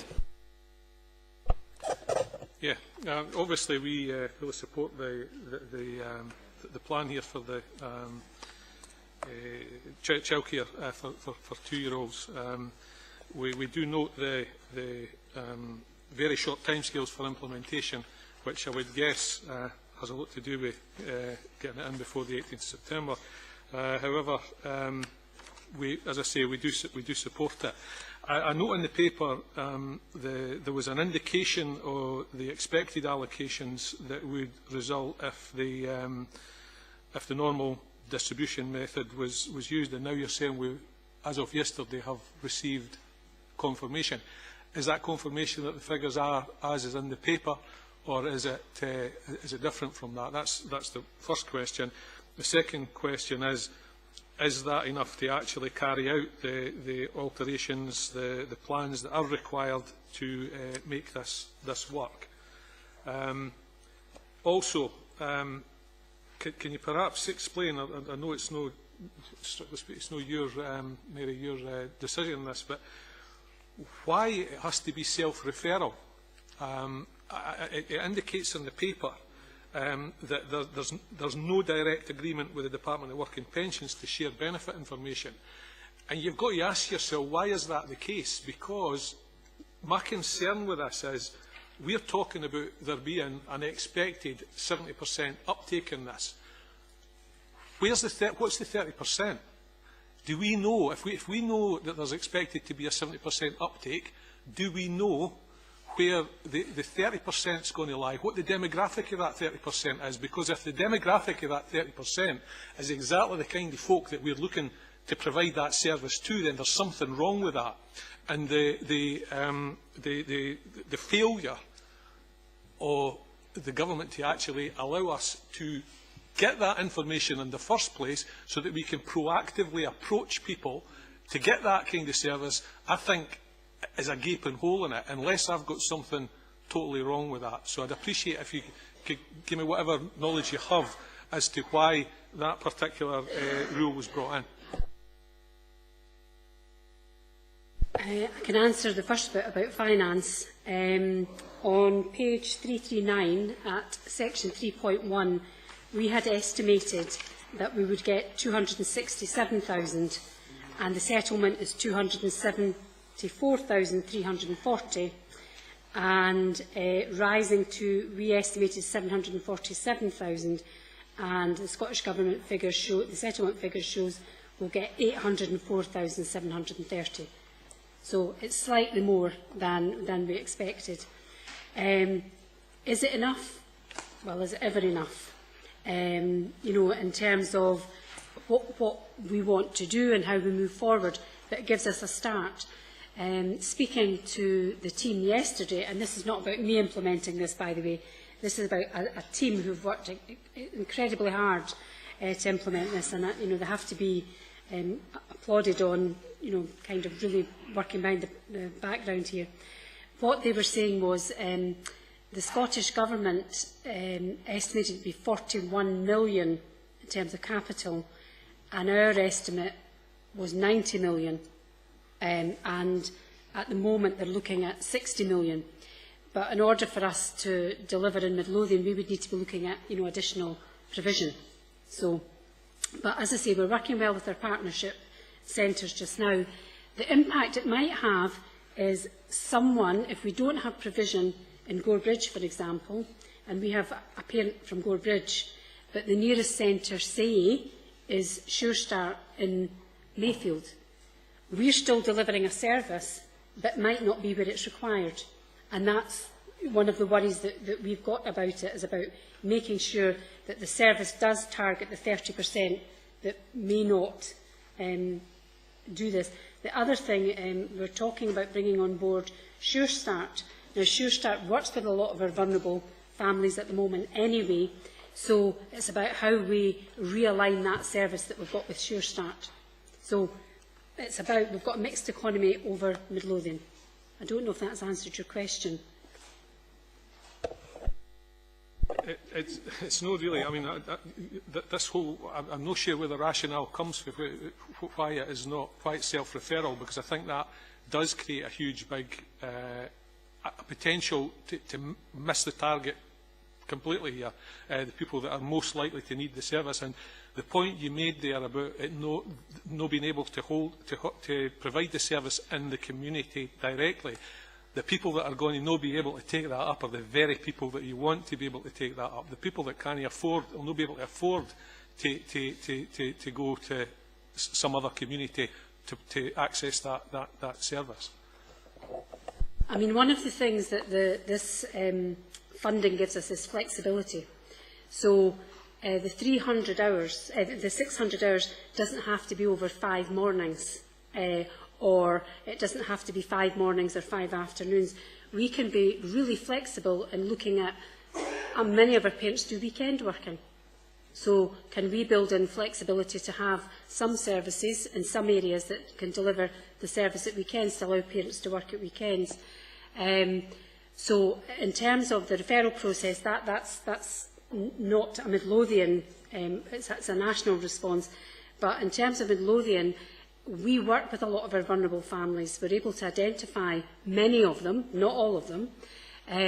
So it's about how we go about using the advertising campaign that comes out on the 1st of July and how we use that to target, you know, our most vulnerable. So in a way, this funding is going to allow us, if we use it well, to think flexibly and not just think about, we'll provide 5 mornings, 9:30 till 12:30, because that's what suits us, but in actual fact be able to identify what it is the parents are looking for. Councillor Thompson. Yeah, I suppose in a sense it's unfortunate the Scottish Government doesn't have a remit over the DWP, but that would perhaps make it a lot easier to get some of that information. But I'm not disagreeing with you. But as Mary said, I think it's important that we do look at every opportunity we have to make a maximum effect of the various contacts we have to ensure that we identify as much as possible. And I mean, when you're looking at such a significant enhancement to a current provision, I think there are always going to be challenges, but I'm confident that every effort will be made to ensure that we've got a full implementation from the 1st of August. Councillor Pottinger. Yeah, just the points from the 7%. Trying to try to work out where it came from. How did you estimate 70% uptake? Is the advertising campaign part of the 70% to get to 70%, or is the advertising campaign to get more than 70% uptake, or is it just nothing's actually been quantified on that? Is the budget figures based on 70%? Is the budget figures going to be skewed if we are really successful with uptake on this and say it was 10% or even more than what you've anticipated, and is there resources to follow that if it was a really popular uptake, and if we reach out to the people who maybe not know about the advertising campaign or the self-referral kind of processes, or maybe a bit wary of them, and we do actually encourage a good uptake, which I think we're trying to do, yeah? Is there hidden risks that involved in that? 70% isn't Midlothians. That's nationally, that's what the estimate is based on. It's not based on a Midlothian. And similarly with the free school meals, it was based on a 70% uptake. We're already above that anyway. So this is a government figure of what they're anticipating. Okay. Can we note the progress that's made on that? Oh, Mr. Byrne. Thanks, Provost. I won't prolong the debate. This is one of the most important changes that's taken place in early years, and it's a culmination of a series of changes that I certainly personally welcome. I recognise the challenge that Mary and her team face here. It is very, very complicated. I am pleased, noting Jim's points, that we are going to have a good publicity campaign. The point I would make is we have a kind of captive audience in our existing primary schools. I think one of the best ways to deliver this information is through our primary teachers, our primary parents, to make sure this message gets through. Because I find it very disappointing when I read reports that children starting primary 1 from disadvantaged backgrounds can be anything up to a year or a year and a half behind in their development. This is a way of getting round it. It's going to be challenging, but it has to be welcome. Thank you, Provost. Thank you. Can we note the progress of the statutory requirement? Thank you. As agreed earlier on, we're going to have a 10-minute wee break just to go a few more items on the agenda still to come past. Okay, thank you. More and more services locally and reducing dependency on acute hospital, it affords us the opportunity to reallocate those resources back into the community to strengthen our work. So that's obviously something that COSLA in particular was very keen on, and is significant in the regulations that have been issued. The Shadow Board is continuing to meet. There's been funding made available for organisational development, 110,000, and that's really about training, development and getting our systems in place.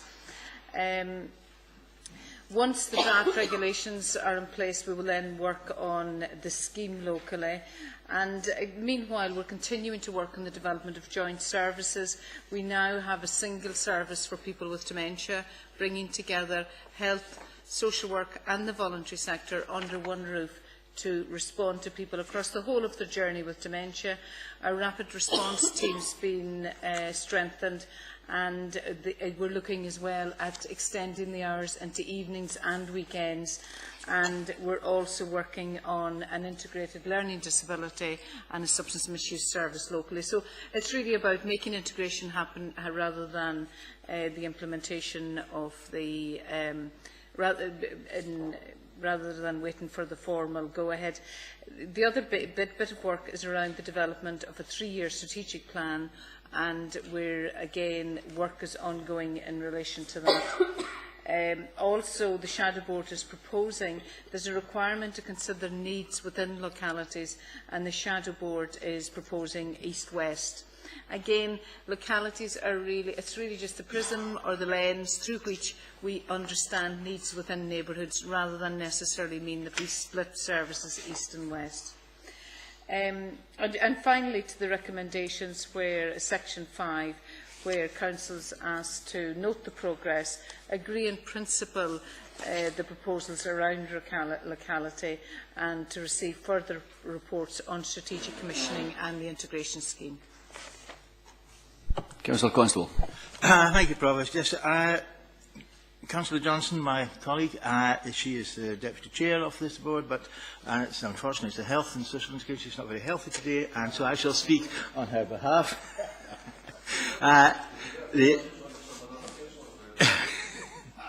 So I'll read some of her notes here. CAF attended the meeting with the NHS Lothian Chief Exec and the Chair of the NHS Lothian Board, with a very positive meeting, and we're impressed with the approach and the progress to date. We're not just waiting for next April, we're getting on with it. So we're making very good progress on this. As to the locality situation, it's east-west, either side of the A7, I understand, which is a natural division we use for other facilities in Midlothian. So we're happy to move the recommendations. This report is just for noting. Any other members, any questions or comments to make of it? Okay, thank you. Did you want to say something, Councillor Pond? Very briefly, it is noting the progress, but see, having NHS staff in Fairfield House, what a benefit to communication that is there. And I look forward to more developments in the communications, and I fully support the locality planned ideas. Thank you.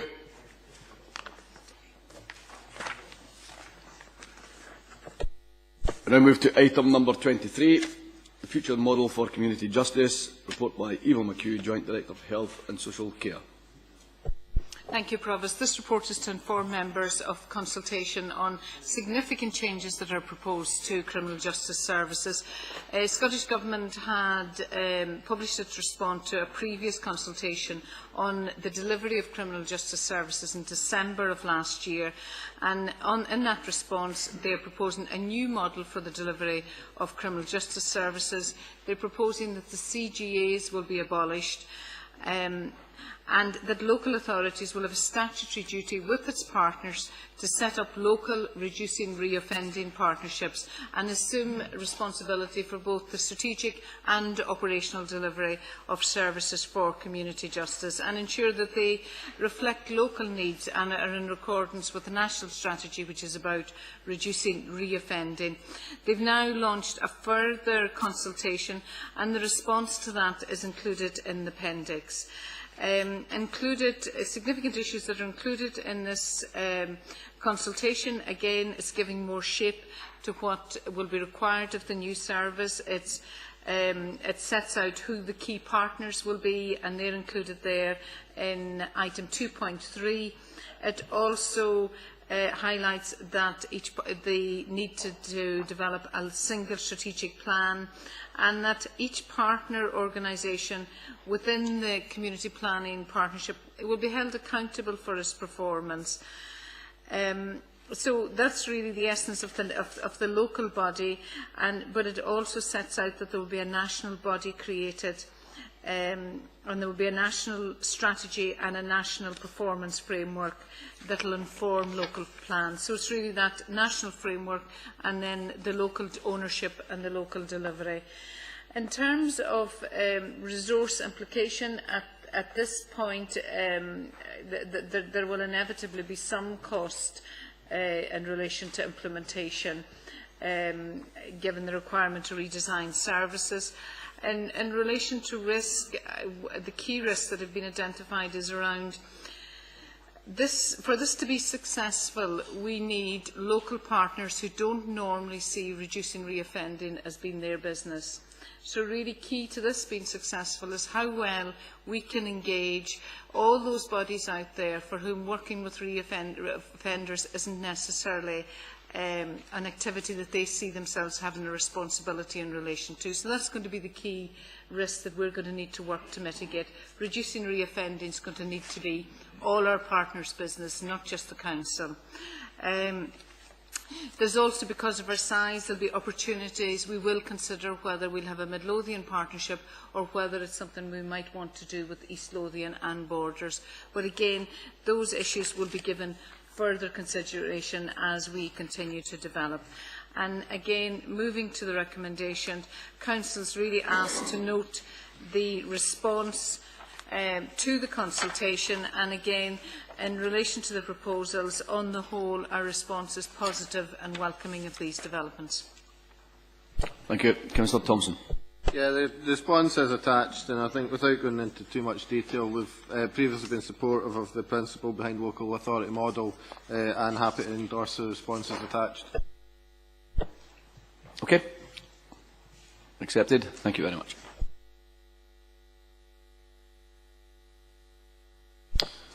Item number 24, pre-referendum publicity guidance, report by Chief Executive Kenneth Lawrie. Thank you, Provost. This report invites the Council to approve guidance on publicity in the approach to the independence referendum on the 18th of September. Last year, the Council approved updated pre-election period guidance.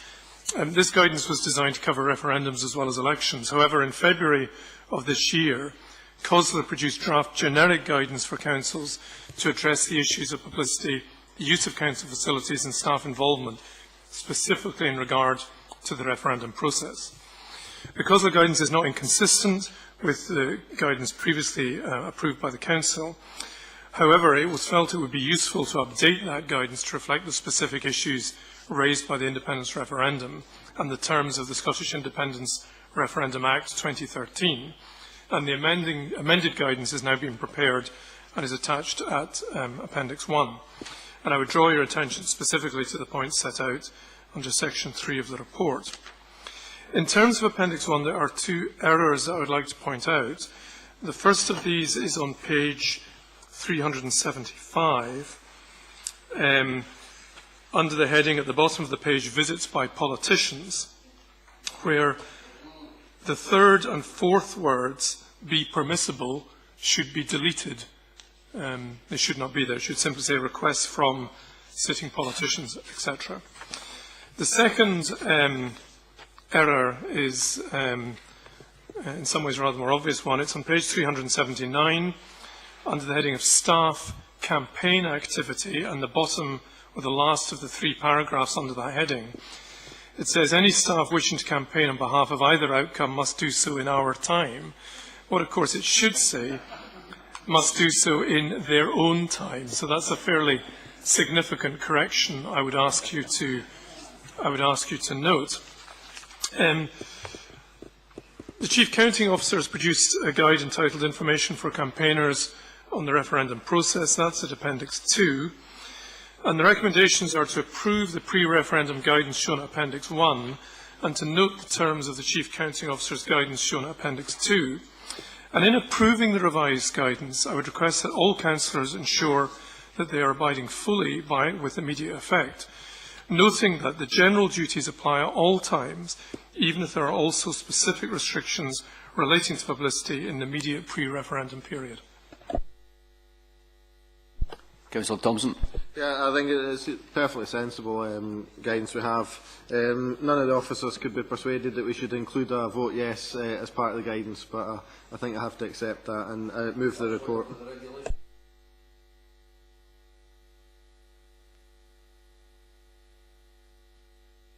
We're happy to note and accept the recommendations. Okay, thank you.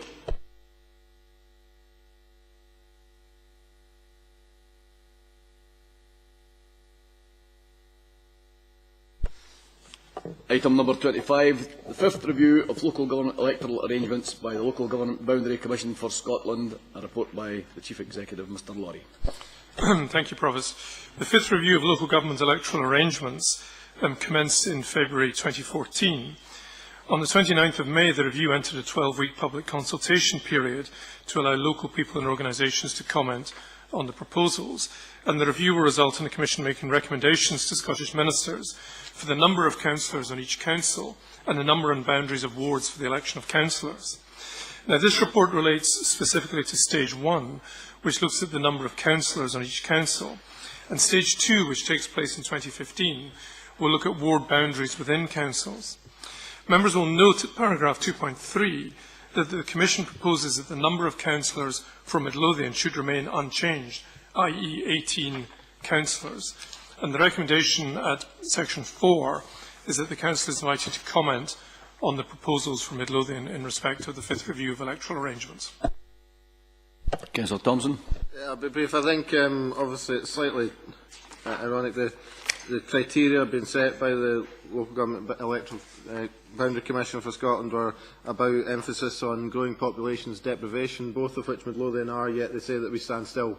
I think that Councillor Russell and Councillor Baxter joined me when we met with the Commission, and we certainly made various points, but it will be interesting to see if anything does come out of the actual consultation process, but past experience suggests that the Commission will make up their mind and that will be that. We did make the point, though, that it takes no account whatsoever of the differences in activity between councillors in a small council like Midlothian and those in a large city council, for example. There was comment that there was an additional separate piece of work going to be undertaken on that, but I would have thought that would have been more useful to do first. But we are where we are with this. I think when you look at the potential impact on other councils, we certainly could be in a much worse position in the proposals that are here, but we would obviously encourage the residents of Midlothian to participate in the consultation and feed into this process, and I'm sure we as a council will, over time, submit a formal response to the consultation as well. So. Okay. Any other comments? Okay, thank you.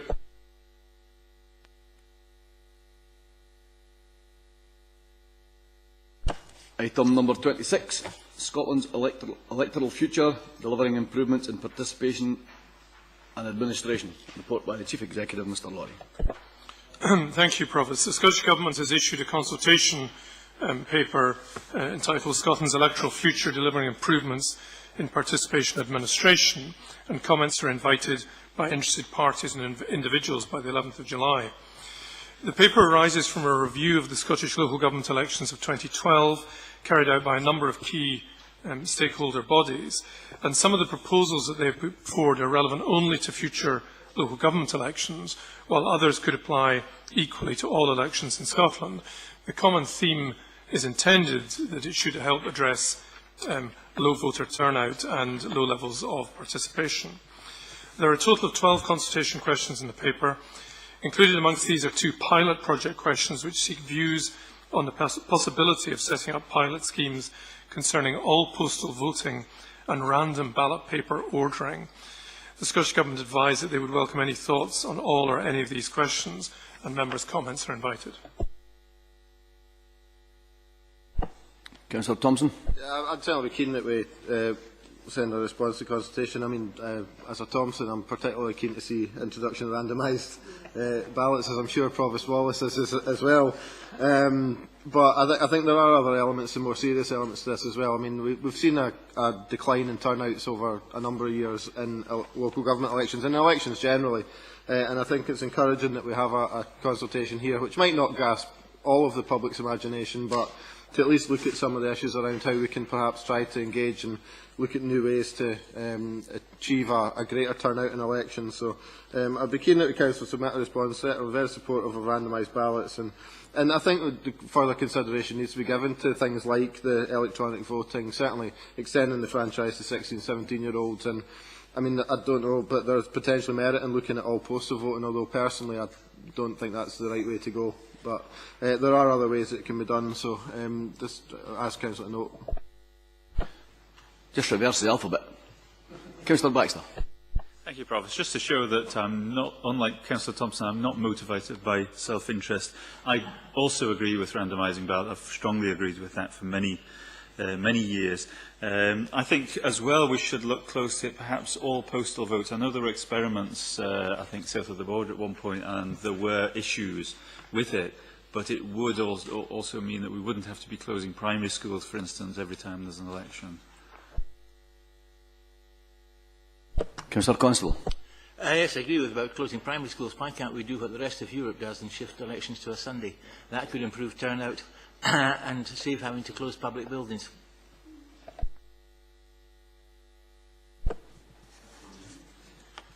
Happy to accept the recommendation. Okay. Councillor Thompson. Just on that, so the recommendations for the comments, perhaps if the comments that we've made could be pulled together in a formal response, we could have that agreed, obviously the political leaderships. If Council are happy with that, then we can have that submitted to meet the 11th of July deadline. Is that agreeable? Okay, thank you.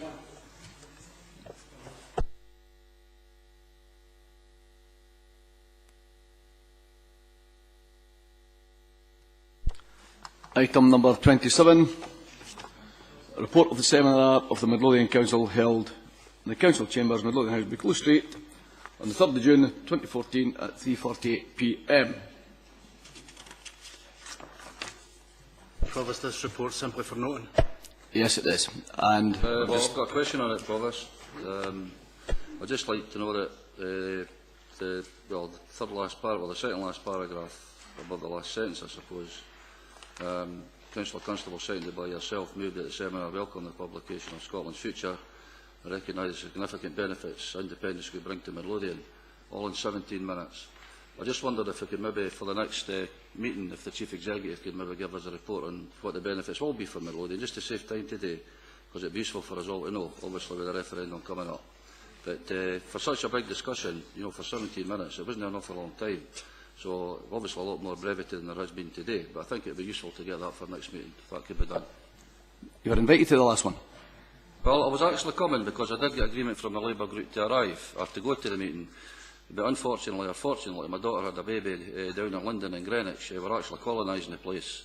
And I was actually, I wasn't present at the birth, but it coincided with the same time as it coincided with the seminar, or I would have been there. So all I'm asking for is a report comes to the next council meeting with what the benefits are for Midlothian. I think it's quite simple. It says it in there that there are benefits, so significant benefits actually, so it should be easy enough to let us know. I'll just reiterate, you're invited to come along and hear the benefits were.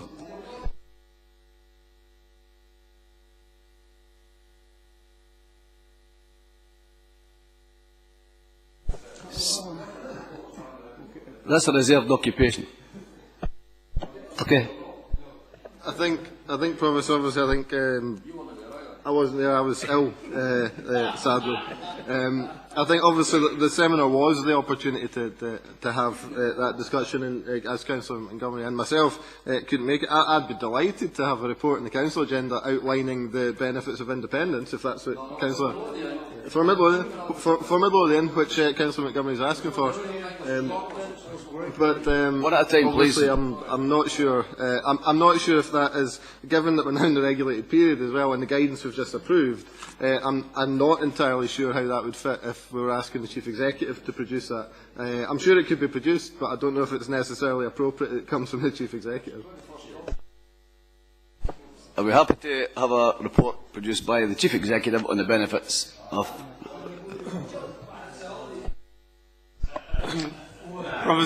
Provost, just I'll ask the monitoring officer to speak in just a minute. Clearly, if any report was going to come forward in relation to the seminar, it would have to be in a private agenda. It would be totally inappropriate for it to be on the public agenda at this stage. But I'll seek confirmation or otherwise from the monitoring officer for that stance. Yeah, sorry, I was waving frantically to say no, that's, in my opinion, not appropriate at all. Firstly, the report that's on the agenda today really is just for noting, because it is just a note of the last seminar. But certainly, in view of the pre-referendum publicity guidance that you've just approved, albeit the next council meeting is not quite into the restricted period, it is very shortly before, and I feel that that would be inappropriate under the circumstances at that time. Sorry. Sorry, Councillor Montgomery, we can't have it. Okay, we now move into private session. Can I ask members of the public to leave the chambers, please?